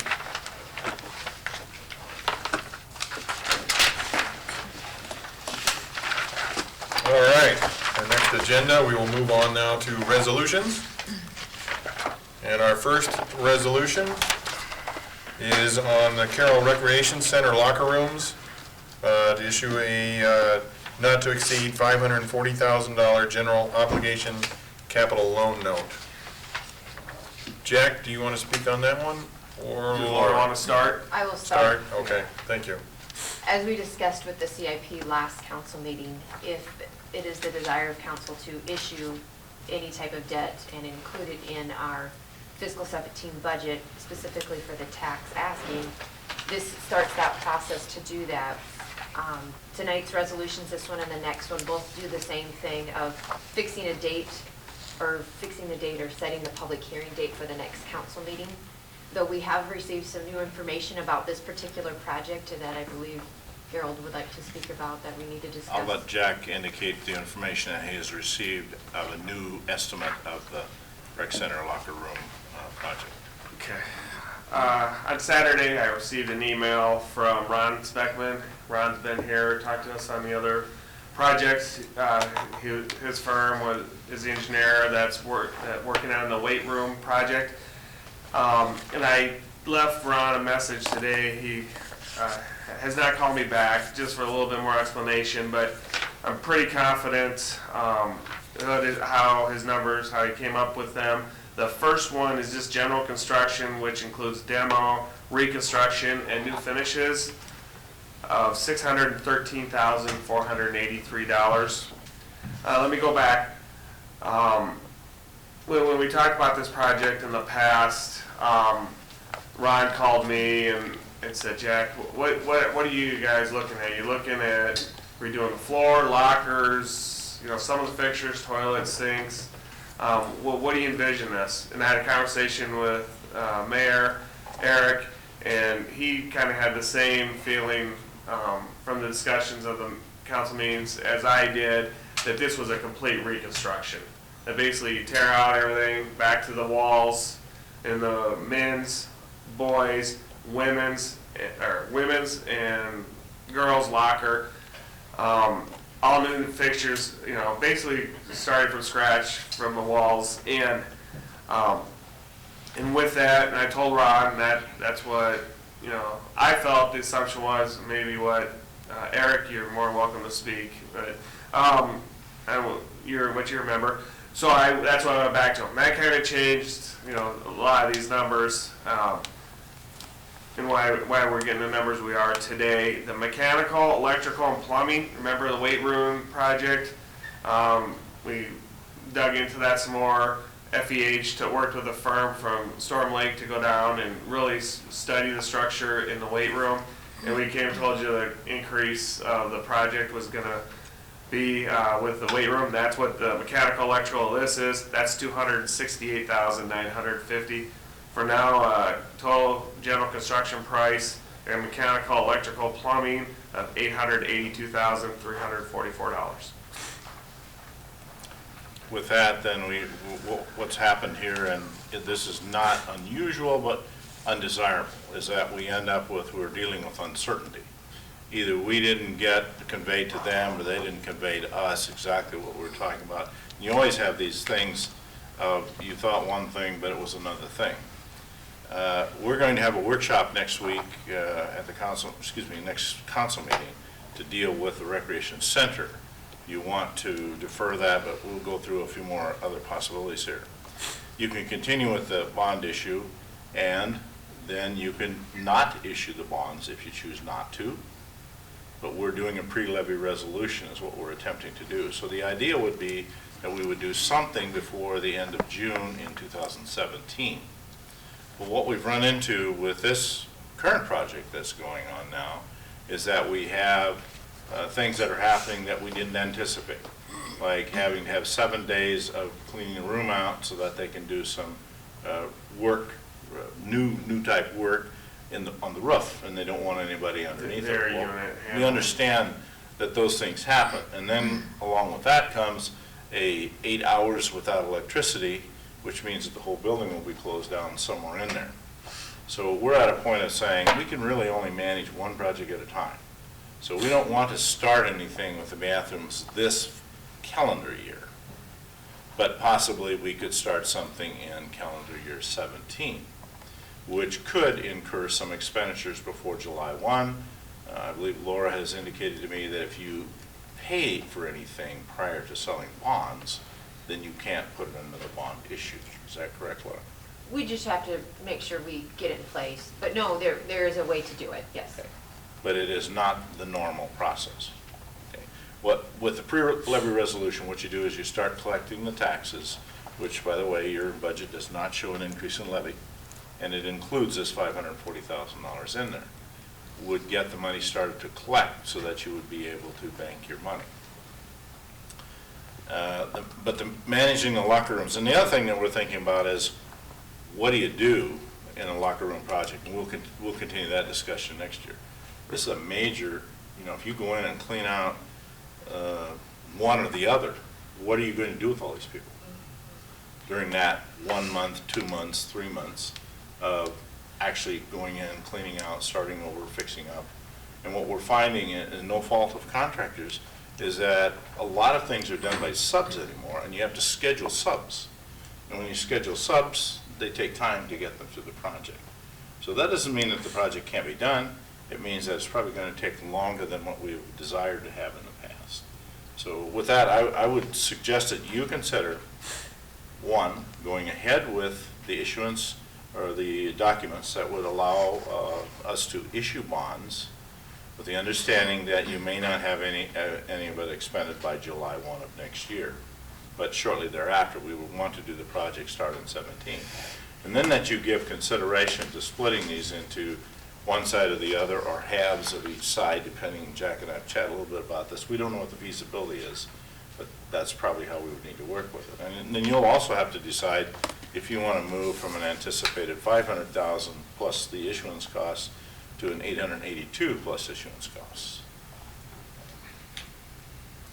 I would suggest that you give consideration to going ahead, issuing the bonds at this point. We'll work with FEH, we'll work with getting a contract established to do something that starts at the close of the winter season in 17, not in 16. So if we move forward with this, then when we get closer to the project being done, where we need to find the financing for the other 300,000 roughly. At this point, it's estimated to be $300,000 to $400,000, yes. They're pretty set on these figures.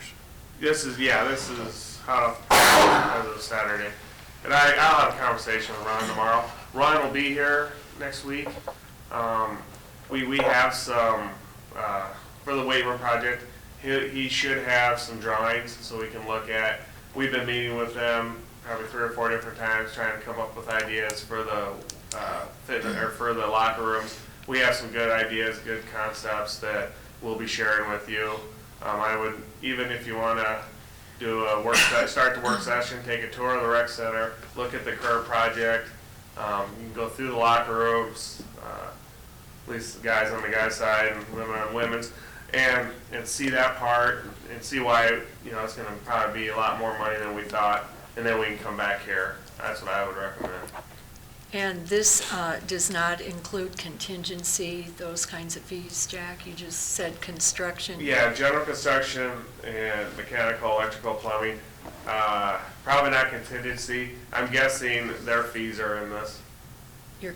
I'm guessing, but. Because that can be sizable. I mean, Yeah, it's well- usually 12%. Yeah. Usually. Yep. And does not include design work either. That, I'm thinking his with design this. work might be included in there, but yeah, I don't know. Okay, that for you're sure. preliminary with Yep, this, okay. yep. And we're still thinking, and this stands with combining the issuance, as it mentions in here with the cemetery. And I'm recommending to you that you consider that. Now, you make the decision what you Right, want. but I mean, this memo is what we're asked to act on. Yeah, Okay. Laura's asking you to adopt resolutions fixing a date for meeting, which is actually a hearing to authorize. Yeah, all we're doing, this is just for the Right. public Set hearing. up another, Yeah. in 2 weeks. Okay, Yeah. so This week, this 10 new 10 days. information is not changing, we're still at the 540 as indicated. What's here, yes, Okay. but if you wanted to change that based upon the new Yeah, you information, can then you actually have to. change that number, but you have to do it now. or Before give you've set notice. the levy. Yeah. Okay. Well, you have to give notice, and then you run into the levy Right, problem. right. Maybe this has been brought up before, and I apologize for wasting time if that is the case, but I understand the locker rooms have been done. I go down to the rec center. We have a plan 2 or 3 years out to potentially do some major work down there. Add on to the pool potentially, move around the hot tub, do some stuff like that. What's the chances that we do these locker room remodels and then all of a sudden we add on to the pool and the locker rooms aren't big enough or aren't sufficient for what we now have with the increased size in pool? Or is this all part of that? No. This is addressing the locker rooms and the current needs of the facility. That is a good question with if we add, how much more square feet we add to the pool area. What do we need for toilets and sinks? Showers, my understanding is you're required to have sinks and toilet showers. That's not really, obviously we're gonna have them, but I think whatever we had for showers in this current facility would meet the needs either way, but as far as the toilets and sinks, obviously we'd wanna do it right, but So are you saying we're gonna redo the bathrooms and then turn around and No. redo the bathrooms? No. There might be possibly some additions, but I don't know how I think we're oversized at this point, and with the new lockers, we're adding more lockers. We're maintaining on the ladies' side the same number of showers, which is 11, and the men's, I think, is gaining showers between that and the boys. So you're saying you think we're oversized for what we have now, Jack, At but this you're point. not sure what we could grow to, and if we might legally have to, we might have to add in some toilets and sinks? Yeah. Yeah, it's legally, that's what we ran into with the outdoor aquatic centers. If we wanted to put a lazy river, we had to increase quite a bit. Right, right. And that was my understanding on the shower end of it. That's what was said to me. If we had to have showers, that wasn't a discussion we had with the engineer. So, and he'd be happy to come back in 2 weeks and he'll have some of that information too. It would appear that the least risk to you is to drop this out, but you have to tell me where you're at on the project. There's no attempt on my part to make the project go away. It's just that there's some questions I think that we need to ask and deal with before we proceed to actually go into construction. And some of them were already brought up. My- A lot of yeah. unanswered stuff right now. My intent is not to delay it, because I do feel like those lockers need to be done. I mean, they are in pretty poor shape, but I would think that if you tied it into with that, you know, not saying that we're doing this stuff in the next couple of years, but you'd think there's efficiencies there as far as contractors doing both. Part of the worry of closing down the locker rooms kind of goes away, because now you have a closed down pool, so now you don't have to really worry about a lot of that. If you close down some of it, I don't know what you would do. I would guess that you'd be looking at a fairly lengthy 3 months or more to do anything in the locker rooms. At least that's been our experience in the past. Yeah. We're a pool, and you'll see some plans here in the near future. Carol and Misty have been serving Eric on a committee looking at options for the pool. That's going to be presented here in the next 30 days to you. Hopefully that's staged. You know, if we add lap lanes, because that's been an issue with swim teams, and that's down on the very south side. Hopefully that's done first. And so you'll definitely have time down at the pool. Swim teams, that's going to be a challenge, what they're going to do when that project comes. Looking at those 4 plans, I don't recall any alterations to the locker rooms No. in any of those 4 plans that Yeah. we look at. And So, like, in answer to your question, if we were to do a big project, like what, you know, a larger project, I don't think the locker rooms were gonna change much as far as alterations. yeah. But, The only thing would be is increased Yeah. square footage. right, With the legal requirements. You know, some of it is decision on how bad you think the locker rooms and restrooms are now. So we go through, with the pool, we go and get a bond, passed or failed. If it passes, then that's a good thing to wait on the restrooms. If it fails, you waited 3 or 4 years to redo the locker rooms. At what point are you gonna do the locker rooms knowing that you want a pool addition? Are you gonna keep sending it to vote if it fails the first time and then incorporate that part of it? Or, either way, it's fine, however long you wanna wait on the locker rooms. They're efficient, there's definitely enough room. they're functional. They're very, very functional. They all have, 3 of the 4 areas have newer lockers. We've gone through, put in new sinks. We've tried to do some minor improvements, but as I know Carolyn has mentioned to me, and a lot of you have heard, that it looks like a rec center was built in the 70s, and we want to do facelift. I guess those are decisions you'll need to decide. If we wait till a bond referendum passes, hopefully it passes the first time, you know, so. I think that the discussion of the locker rooms came about several years ago, but the idea of the pool addition has now come up, so Yeah. it's, I mean, I think Brandon makes a good point. Absolutely. Do you do the locker rooms and then you have to have them redone? The public taxpayer is gonna go, we just spent to redo it, now we're gonna redo them again. Or So- add new Right. on the other side of the I think we pool. were pursuing the idea of the lockers Yeah. because it was before this, because we knew they need to be done. Yeah. Now you've got this additional project that may be coming up, so. Didn't mean to confuse you. Again, I'd say if your least risk route is to not issue bonds and wait until you get further study. That's your least risk, but that's a decision for you to make as policymakers. But if we decide to do it end of fiscal year 17 or beginning of calendar year 17, we still have the potential possibility of doing it as long as we do it right, as far as issuing bonds, or no? Did you calendar year 17? No, unless you move on this. We'd have to move on this now. Well, not necessarily. I think we could get that worked into our fiscal 18, if the timing. I think it's But possible. you'd have to have documents in place to make sure you could drag that money Mhm. Forward. Mhm. But part of this was also for the cemetery building? No, That's this a one is different- for the that's locker a rooms different only. Oh, locker rooms But only, just okay. portion, and then you'd have to decide how much you would want to issue, knowing that now the project cost is quite a projected cost. And even maybe by then you have a better estimate.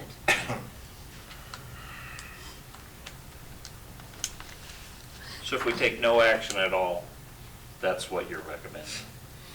Just I'm recommending skipping by. if you want to be the least risk, then you do nothing. And Laura has indicated that it would appear, unless there's some quirky things, that you can actually recapture monies expended in early to mid-17 through a bond issue that would start with the December Well, we- 17. Well, we could issue the debt, I guess, whenever you walk through the process. It's just a matter of how you get the timing such that you would start collecting taxes.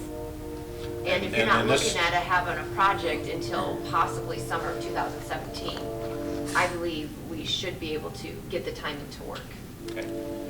Plus the fact that this, because it is a non-essential, it cannot exceed 700,000. Right, this would be considered general. Worst case scenario, in 2 weeks, we'll have more information now, correct? You'll have some information. I don't know as what you would call it, stacked information. You'll have information on the locker rooms, but you won't be, Ron will not be in any position to tell you if you build on to the east side or to the pool area, what you need for. Because we're dealing with a different designer. Designers. Yeah. Water's Edge is the pool, and Is he FDH. intending to be here in 2 weeks or not? We have a meeting February, early February, so probably be second meeting in February, hopefully. Yeah, we won't be able to get that into the budget then if we do go to the second meeting in February. But you That t- would be the pool portion, which wasn't intended to be in this one. You made the comment earlier, Gerald, that if we did go through with this, you would You don't try have to to push it issue. off We until. don't have to issue. You don't have to issue, this is the authority to issue. Right. I'm saying if we decided to do this project down the road, a couple weeks, whatever, you said you would push for it not to be started until. We don't want any 2017. project started in 16 because we want to manage through and get rolling on our new fitness facility programs. We're finding this not to be impossible to manage, but challenging. Anytime you do work inside of a building, this extensive, either locker rooms or the fitness facility, there's interruptions. People, I think, have been pretty good up to now. Yeah. But when they realize that 7 days, you'll either be inconvenienced or not be able to be there, and then one day you will have 6 or 8 hours of no electricity, which means you can't even come in the building. And that's what goes with construction. I guess my thought on that would be if we're up in the air on whether this fits into the plan, the long-term plan or not, I would think by the end of calendar year 16, we're going to have pretty extensive knowledge of what we're going to do or potentially propose or move into that. And if we're not planning on starting this anyways until 17, and there's a possibility that if we do decide just to do the locker rooms, that you could pull that into the 18 budget, I just don't know that we're really risking anything by putting it on hold for a little while. You speak agree. more to Laura about that. She's in the I agree. Yeah. It's better to have it clean because if you end up with money that you actually borrow, and then you can only use it for specific purposes. And it has It to be has with a some very certain fine rules timeframe. with it. Yeah. And you may have some questions from auditing people and from the state to say, are you doing this correctly? So the safest way is not to borrow the money. I think the biggest risk we assume is just by kicking the can down the road further and delaying it longer, but it might be the best option. Jack, should this be rolled into it's the rec center project? Because we're talking about not only the pool, but also multi-purpose. Should this be rolled into it? So we aren't misjudging what we need. What I remember, Dave Schwartz with Water's Edge had contacted FEH as far as the walls, the outside walls, because they don't really deal with that. That's more of a structural engineer. They have talked with FEH on that. What I believe the conversation between Water Edge and FEH was on the bathrooms was FEH was taking care of that part of it. So tomorrow morning I called Dave Schwartz, say if we look at, I'm going to use, the option had the most square foot of those 4 options, and say how many restrooms do you need? Yeah, do So I'll that. find that out tomorrow morning. Right, and I don't know who you'll work with for if we do that multi-purpose room that we talked FEH. about, it would be FEH. So you'll still be working with him. Maybe roll it into the whole renovation thing we're working toward. I guess I'd be a lot more comfortable Then we know it's right. knowing that the space that we have is adequate or not, before starting to attempt to pay for this and do it, and then we add on to something additional to the rec center, and now all of a sudden, it's like Misty's saying, we don't have enough room, and we need to enlarge or gut out the bathrooms that we just redid for $800,000. Right. Absolutely. Okay. I think that'd be our due diligence to at least the taxpayer. Okay. Would it be safe to say that we want to find out with the square footage we have in the restrooms now, how many square foot we could expand to? Yeah. And still be within the limitations, is that? Yes, they have that expanded right now to where the existing walls are. Because for instance, the toilet areas in all 4 of them don't meet ADA requirements at this point. So they've actually, he shows moving them out more into the middle of that area. And actually, I don't know, we're getting ahead of next week's meeting, but some of the drawings that we've seen already show on the women's and girls side them using the toilet. Right now there's a wall across, but they show them using the toilets together. There's still a lot of dividing, and lockers face this way so you're behind, and there's lockers, so a lot more privacy than what there is now. The men's and boys, that middle wall right there, one side has toilets, one has sinks.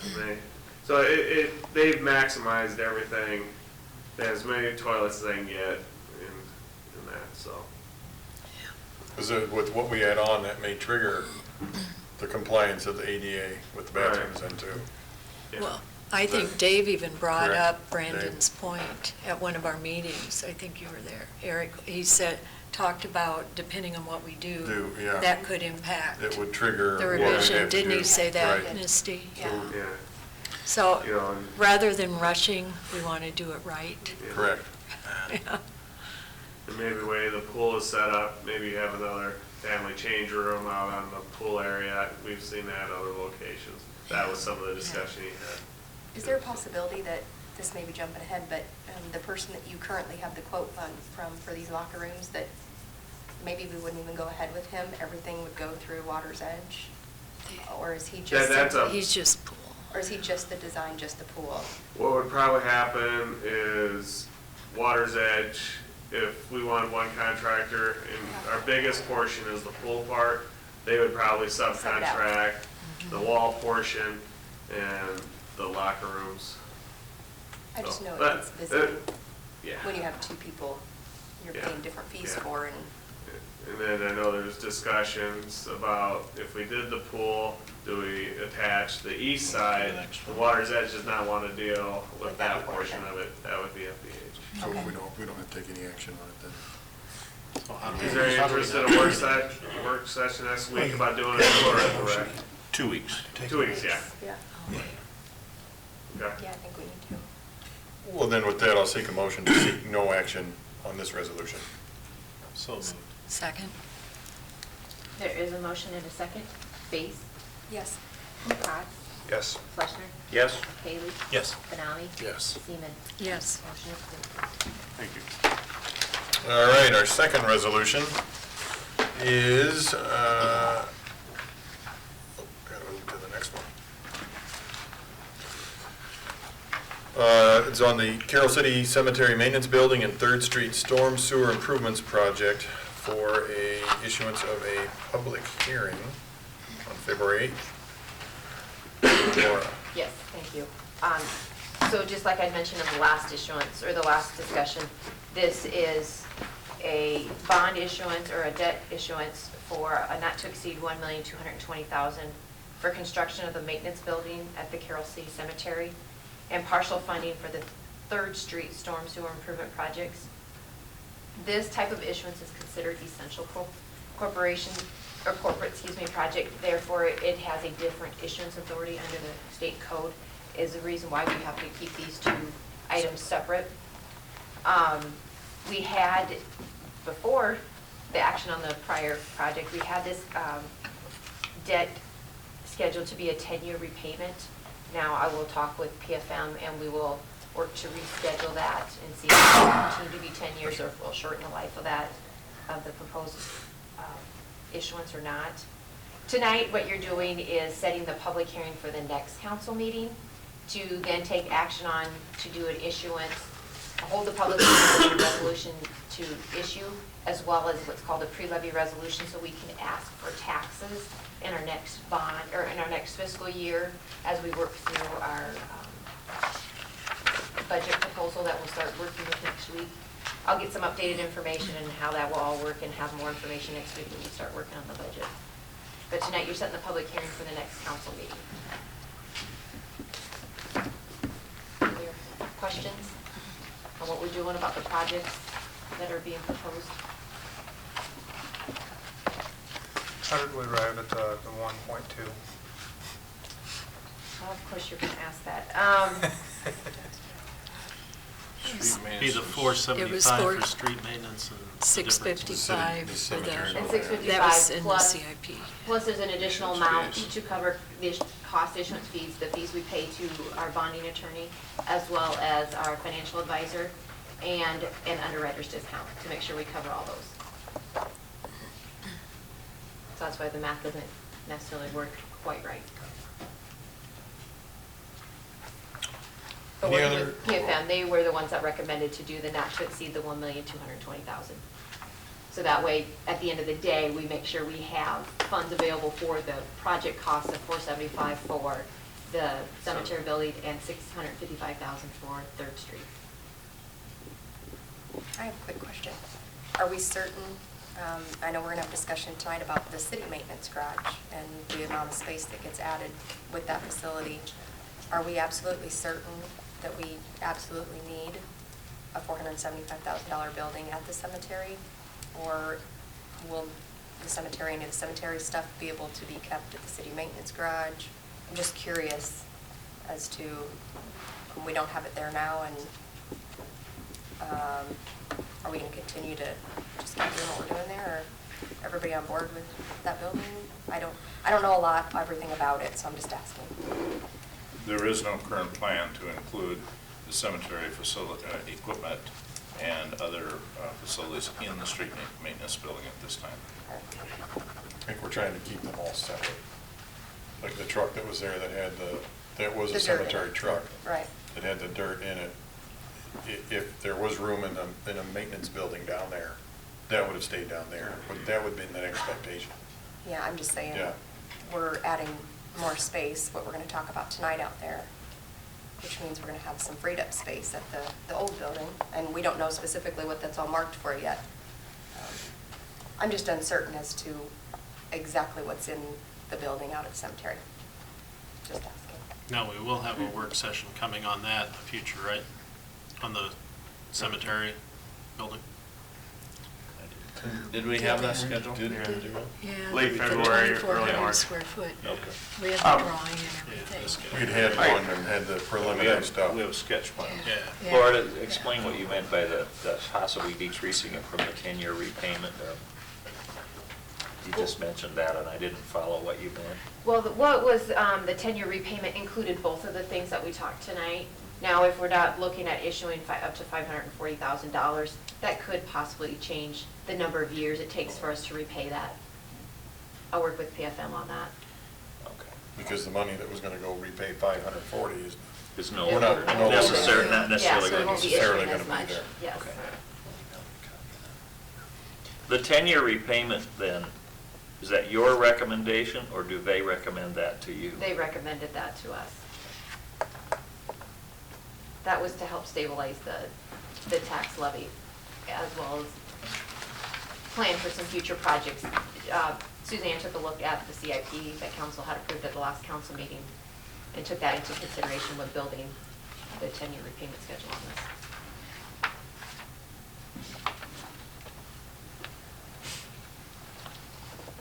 anything else? And now, again, the motion for tonight is just for setting the public hearing. It's not for spending the money, it's just for setting the public hearing, okay?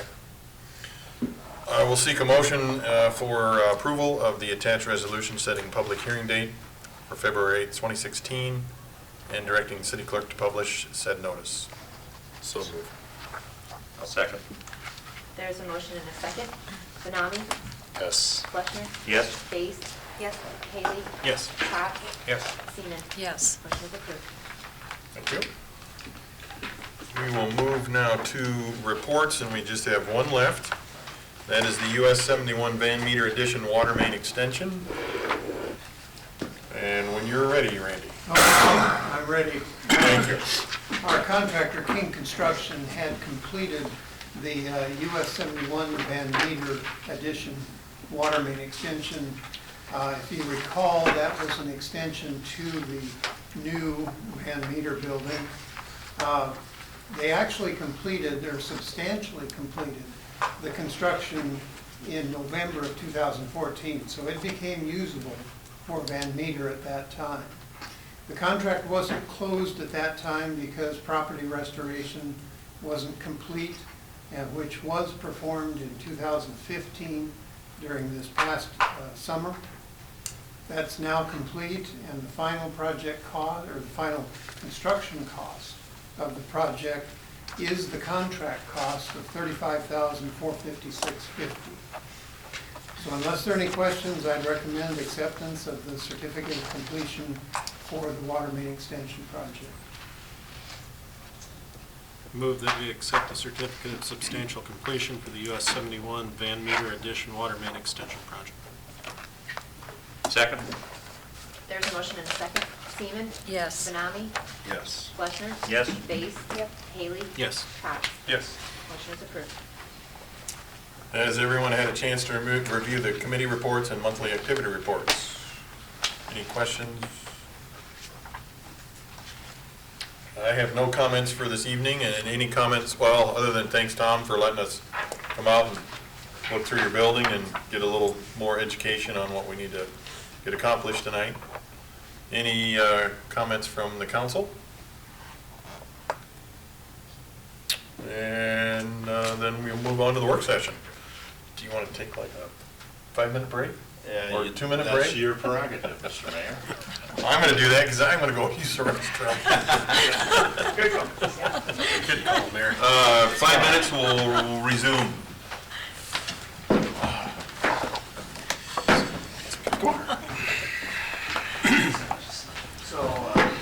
Whatever works. The street maintenance facility. Randy, do you have anything? Yes, I can start and try to answer any questions. I guess the first thing that came to my mind, some information came up in my mind as questions were asked during the tour. Kind of the long-term history of the maintenance garage. To clarify that a little bit, originally the maintenance garage housed, of course, the equipment for the street operation and equipment for the water department and equipment for the wastewater department.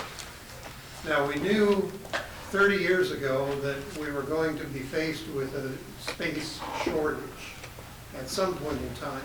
So during a 30-year-old construction project out at the wastewater treatment plant, when we built that metal building that still stands there, we built space to store some of their equipment. It was unheated space, still is unheated space. So the sewer jet would be stored there in the summertime and then back to the maintenance garage in the wintertime. Well, as time went on then, the water department project came up. Still knowing that we were facing eventual space needs at the maintenance garage, we built a storage garage at the water treatment plant. It's unheated, but it stores much of their equipment, pickups and other equipment in that. And that was 20-plus years ago. So we're continually trying to release space at the street maintenance garage for street maintenance operations. Then 10 years ago, we expanded the wastewater treatment plant and built the administration building that's there now with heated storage for the sewer jet. And now the tables are turned to where Tom's sending equipment out to the wastewater plant to be stored because he still doesn't have enough space at the street maintenance garage. So in effect, I guess all I'm saying is through this history, we've tried to optimize the space at the street maintenance garage in as much as we could. And it appears that we're now at the point where we just plain need to build more space. For that operation. So that's kind of where we're at now. And so the groundwork for the proposal that is made now was originally laid in 2001. At that point in time, the city commissioned a study of all city facilities. And there basically ended up a firm called DMG Maximus, which is a national consulting firm, has studied about 9 facilities for the city and made recommendations on how to improve those facilities to serve the public. That's the bottom line of this DMG Maximus firm, is the facilities serve the public, is the way they're looked at. And the upshot of that study was a recommendation to set priorities for construction, upgrading city facilities. And for your information, and to lend a little bit of credibility to the study, the fire station was the #1 priority. And of course, that was the first thing that was addressed. The second priority was police station. That was actually the second one addressed. The third priority was the street maintenance. And within that priority, and in many of them, they had alternates as far as how to address those. And it happens in the street, their first recommendation was scrap the whole thing and go to a new site and build a new facility. Well, through the years, we've kind of resigned to the fact that we're probably not going to spend that kind of money to do. Their second recommendation, or their alternate recommendation, was to utilize or remodel what you have and build some new. And that's kind of where we've landed so far in the proposal. But just to continue on with the priorities, the fourth was city administration facilities. Fifth was recreation services. Sixth was parks, which has been done, but that was accelerated due to the fire in the parks maintenance garage. Seventh was library. Eighth was golf course. And ninth was cemetery. So those were the priorities set forth back in 2001. And by and large, they fall into place. I think the report has some credibility. So that's just my opinion. But anyway, we do have a master plan proposal for the property at the street maintenance garage. And I'll pass that around. I can't pass that around. This illustrates the entire property, which is 2.5 acres. And the buildings are to scale on it. I'm sorry, did you say they are to scale? They are to scale. Okay, thank you.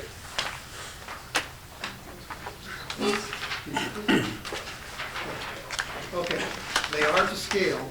So, you know, you toured, of course, the street maintenance garage, and you could see the salt storage, which was one of the recommendations in the DMG report, although the recommendation in the DMG report was for a salt storage building of about 1,200 square feet.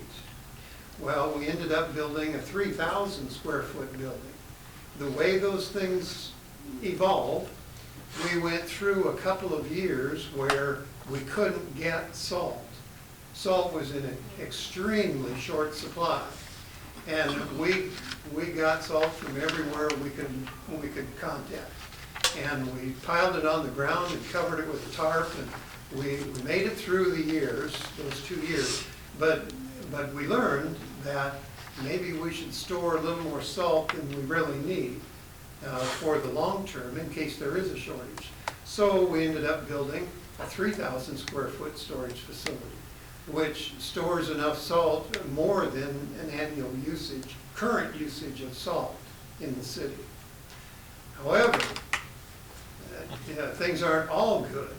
Once the city becomes an MS4 city, where the city is permitted for stormwater discharge, one of the first best management practices that'll probably be implemented is no more use of sand in the wintertime.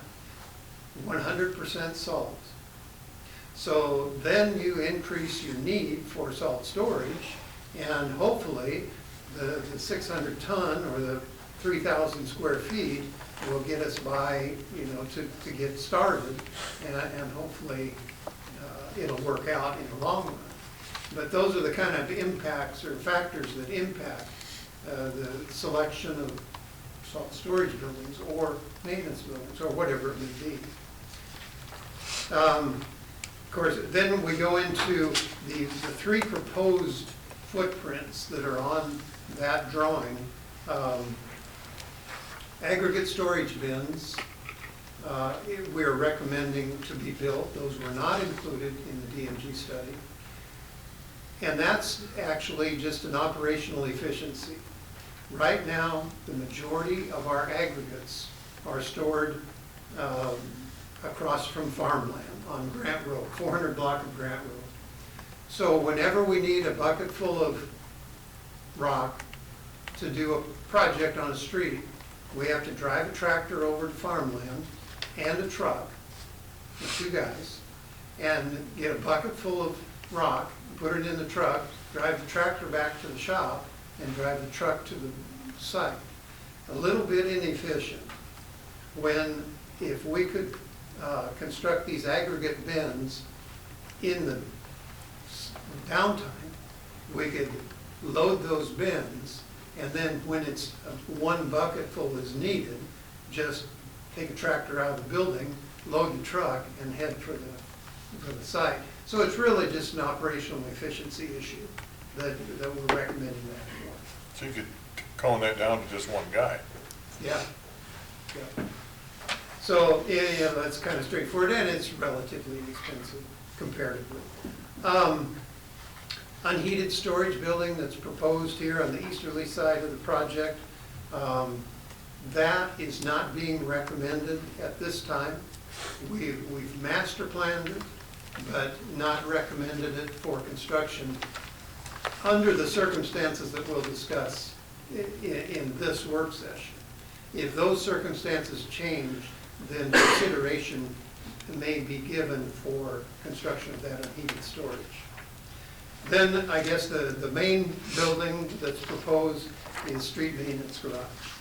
And the footprint has been drawn there on the property that was purchased within the block for expansion. And this illustrates a freestanding building. And the proposal is this building footprint approximates the study square footage that was recommended for operation. And that was how much? It's about just under 19,000 square feet. Okay, and what that does is it provides for equipment storage, personnel administration, mechanic shop, and general purpose shops for the operational efficiency of the street department. Now, the equipment storage is a seasonal equipment storage. So this time of year, that building would have in it most of what you saw in the current building. Snow plows, sanders, everything for snow removal.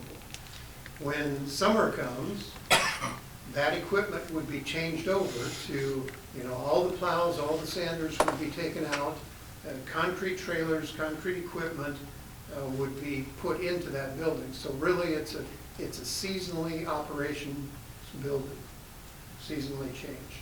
So it's not overbuilding to store everything in one building. It's building to operate efficiently each season of the year. So that's kind of what we're starting with as a footprint for a maintenance building. Then the next step, we get into the use of the current building. We may have to pass these around, and that's been requested, of course, during the tour and after the tour. This is a possible alternate use of the current building.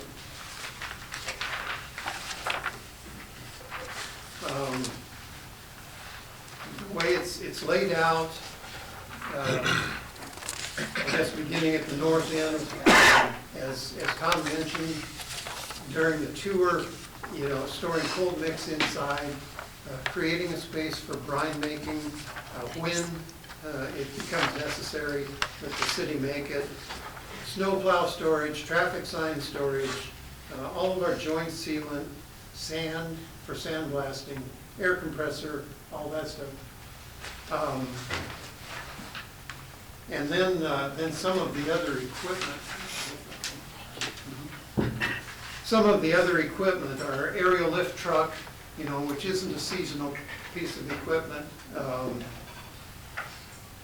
Skid loader, concrete trailer, brine trailer, traffic paint, and then storage for sanders, snow plows, or snow blowers, motor grader, wheel loader.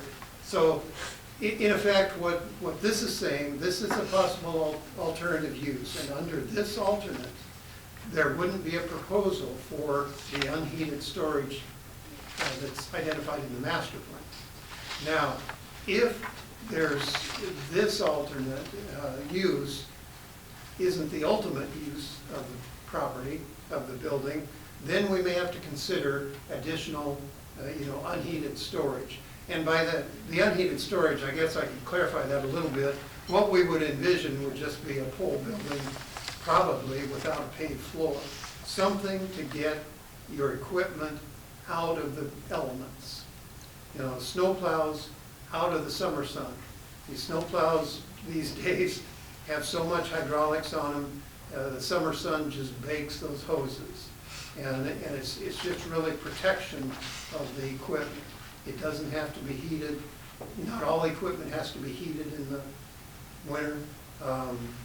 Some does, but not all of it. So that would be our proposal, pretty minimal type building. And that would be on site here?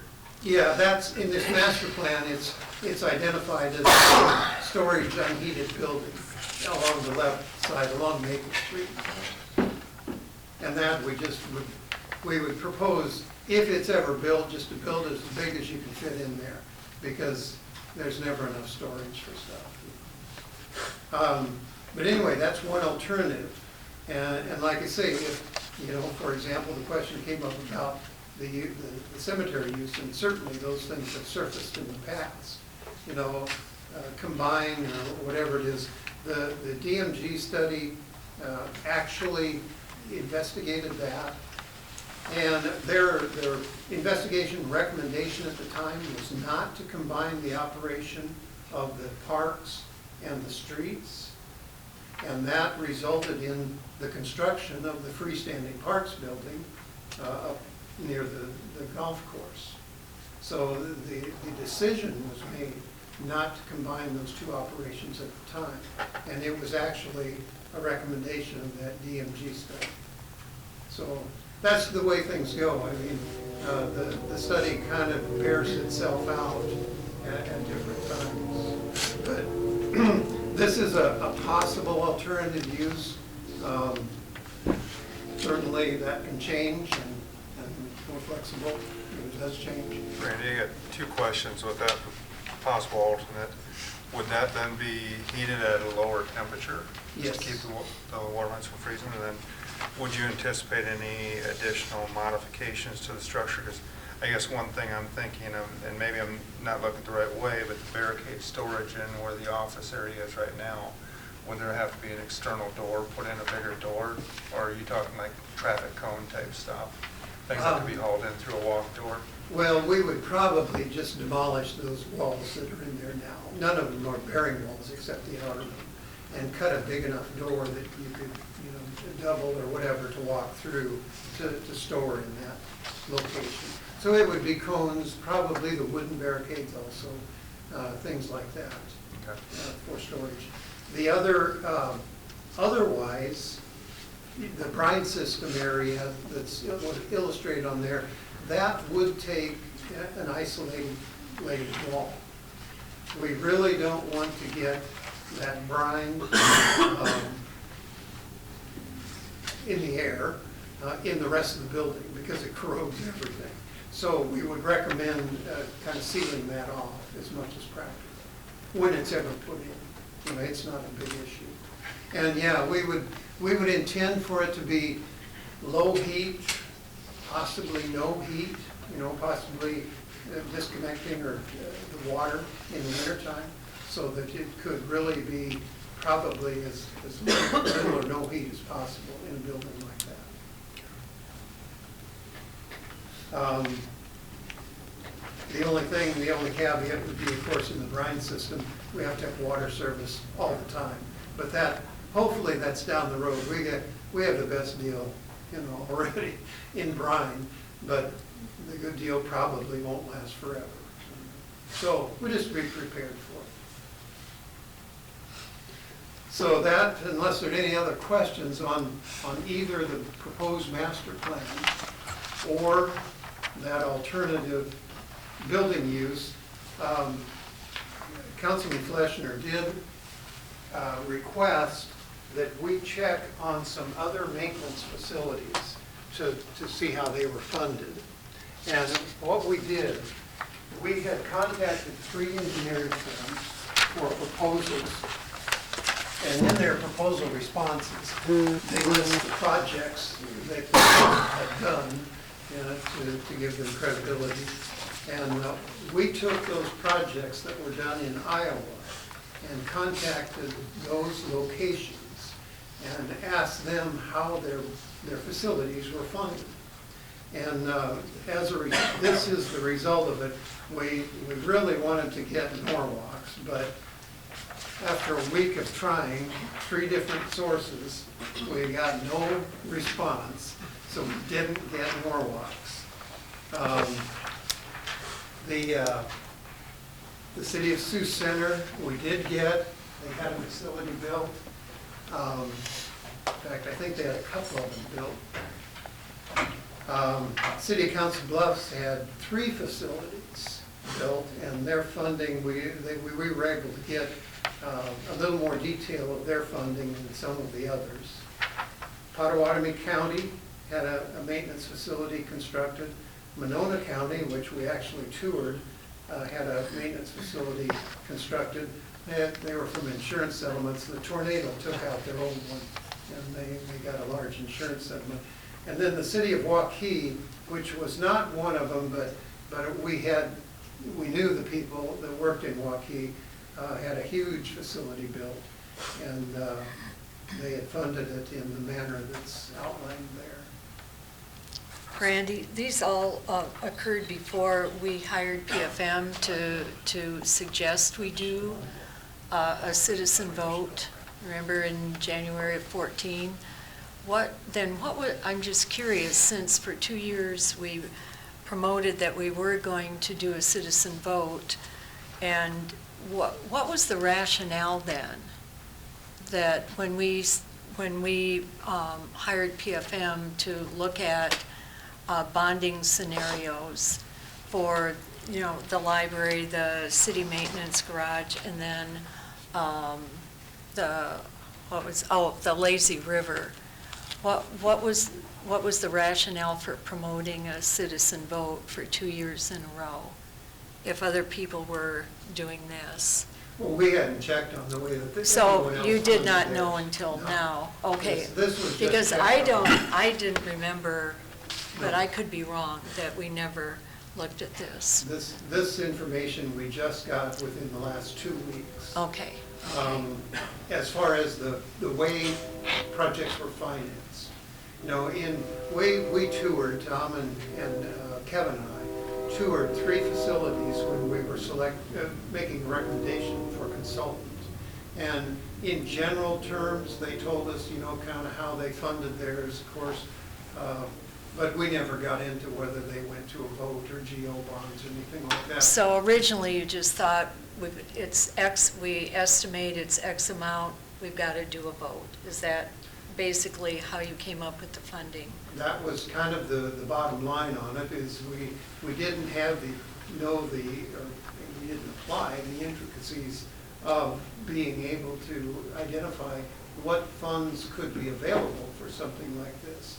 When we were looking at funding them and trying to manage the levy, we wanted to see, the PFM review was to see how you could manage the levy if you threw this kind of money at. Right, and to look at all 3 projects together and how that would impact the levy. Mhm. Right.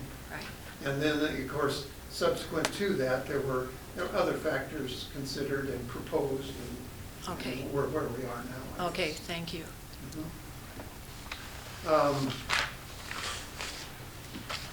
Okay. Anyway, are there any other questions at this point? Or is there more information desired at this point? The next step that we would like to take is to select a consultant and begin to get the space needs nailed down and the design requirements nailed down for this project. So do some preliminary work by a consultant. I mean, we've laid out total square footages by footprint that were recommended, but there's a lot of other considerations, whether these things fit in a building. There's circulation considerations, which most of us aren't architects familiar with that. So the recommendation would be, if you're comfortable with this information, to develop the information a little bit farther in a preliminary space needs and design requirements proposal. Will you sit down with FEH and tell them what your needs are? I mean, Tom, be able to get in there and discuss? I know that there were some issues Clay had brought up when we were down there with regards to changing axles, equipment changes and that sort of thing. You'll be able to sit down with them and they can incorporate those changes or whatever needs to be done in those buildings. Yeah, that's why we'd like to get someone on board so they can take, the operating needs and combine them with the knowledge they have of what you need for personnel and for equipment and for circulation and, whatever space needs are necessary, and then bring that back with a decent estimate or a well-paced estimate of cost, for consideration. I don't know if any of you guys noticed, when I went through that building, how clean all that equipment was. I mean, it was outstanding. It shows that you guys care. All the millions of dollars that the city taxpayers spend you guys take care of that equipment. I think maybe it doesn't go appreciated enough, but I think I'm gonna point it out tonight that I was very appreciative of how well-maintained everything looked in there tonight. Thank you. I told Thomas I'd stop down there too on occasion, just on a whim, and looks at that all the time. It wasn't Just dressed one. up, just dressed up. That would have been a lot of work to do. And everything organized Yeah. on walls, yeah. Everything's put together in its place. Gerald pointed out the little chains that you guys have to hold up those flags. I mean, everything, it's unbelievable. Yeah. That's a real testament to the people that work there. You know, they have. I agree. They take pride in what they do and in the, I guess, the stewardship of city facilities and equipment. That it's really deeply ingrained in that operation, as it is in almost all operations in our city.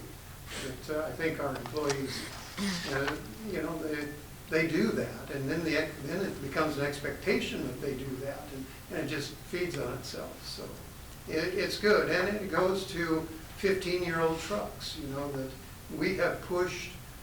In years past, there was kind of a 10-year rotation, and so we started saying, oh, well, let's go 11, you know, and then let's go 12, and now we're at 15.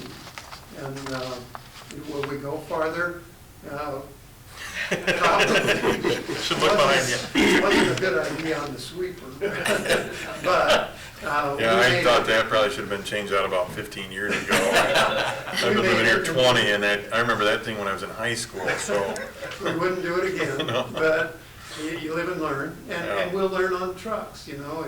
Is 16 too much, or is that not enough? And about the time you replace an engine and transmission, you'll say, well, maybe 15 is right, you know. But you don't know until you push them, and they take care of them, they repair everything on them, and then push them as far as we can go, and once in a while we'll get caught, but then you know. And it's not spending city funds that didn't have to be spent. So, yeah, but thank you for the compliment to our. You know, and I say, just sitting here, the 4 years that I've been here, the request for trucks does not come up all that often. I mean, No, and they've optimized the use of the trucks. Mhm. And, you know, we've changed to sander boxes that are useful for all year round, and wings on 3 trucks, underbodies on 3 trucks. So every truck, you'll find out in the budget what they cost, but they're approaching a fully complemented snow removal truck that, of the type that we buy, will be $150,000. And that's gone up from when I started. The first truck was $19,000. So they've increased, but yet our use of the truck has increased. You know, they do so much more than we used to require them to do, so. but those trucks are used more, they're not just for snow removal. You take the plows off and you guys can use them for concrete or dirt removal, whatever needs to be done. Mhm. It's not just a one-season truck. No. It's multi-season. Yeah. When, during our tour earlier today, I was jotting down a few notes, and on several occasions, it seemed like an addition to this would save man hours. It would be fair to say that changing, going to something new would save labor costs for the city. I don't expect you to say yes to this, but did you take any look into how much that could be saved by? It's pretty, I would say at this point, there are a few items of work or operation that may be quantified by changing or by upgrading. But in overall, most probably would be very difficult to quantify how much savings. You know, for example, Kevin's saying that, you know, he has to position the truck so he can get this axle and slide out the door, you know, and so how much time savings is there when you don't have to do that? Kind of hard to say, but there's some, you know, obviously. And in every little operation, there might be a little savings, efficiencies, that can be generated, but to quantify them in total, it's pretty difficult, and yeah, I couldn't say yes. Randy, are you going to have FEH, if we act on this and approve it, give you estimates on the proposed unheated storage also? You said that you're not recommending it at the time, but will you have them look at potential costs for that, or are you just ignoring it when you do your Right. work with them? We haven't included it in the plan so far. We certainly can. Of course, a building like that, they could probably give us a quick estimate, because it It's is pretty a simple. building. It's just, yeah. And Yeah, we a can- Morton Yeah, building if or you're gonna Quonset, have something like them- that. If you're Just- going to have them, I'm. No, the least expensive as possible. Or I forget, That- yeah. Sorry, go ahead. No, I thought you might as well have them throw it in, Sure, so we get the big picture. we can do that. Yeah, I would agree with that. I think, just look at the whole thing. Yeah. That gives us a true understanding of what you're wanting, what we're proposing. Everything's all looked there, and we can quantify it and have, we get into the project and all of a sudden, oh, well, just how much extra would that have been? I hate to just get it all done at once. I think that would be a little more diligent. Okay, But we can do that. any other questions or comments? I'll seek a motion for passage and approval of the resolution accepting the proposal of FEH Design for preliminary professional services for the street maintenance facility project. So moved. Second. There's a motion and a second. Benami? Yes. Base? Yes. Cox? Yes. Seaman? Yeah. Fleshner? Yes. Haley? Yes. Motion is approved. Any additional comments or anything? Motion to adjourn. Move to adjourn. Move to adjourn. Fleshner? Yes. Cox? Yes. Haley? Yes. Base? Seaman? Yes. Benami? Yes. Thank you. Thank you very much. Thank you.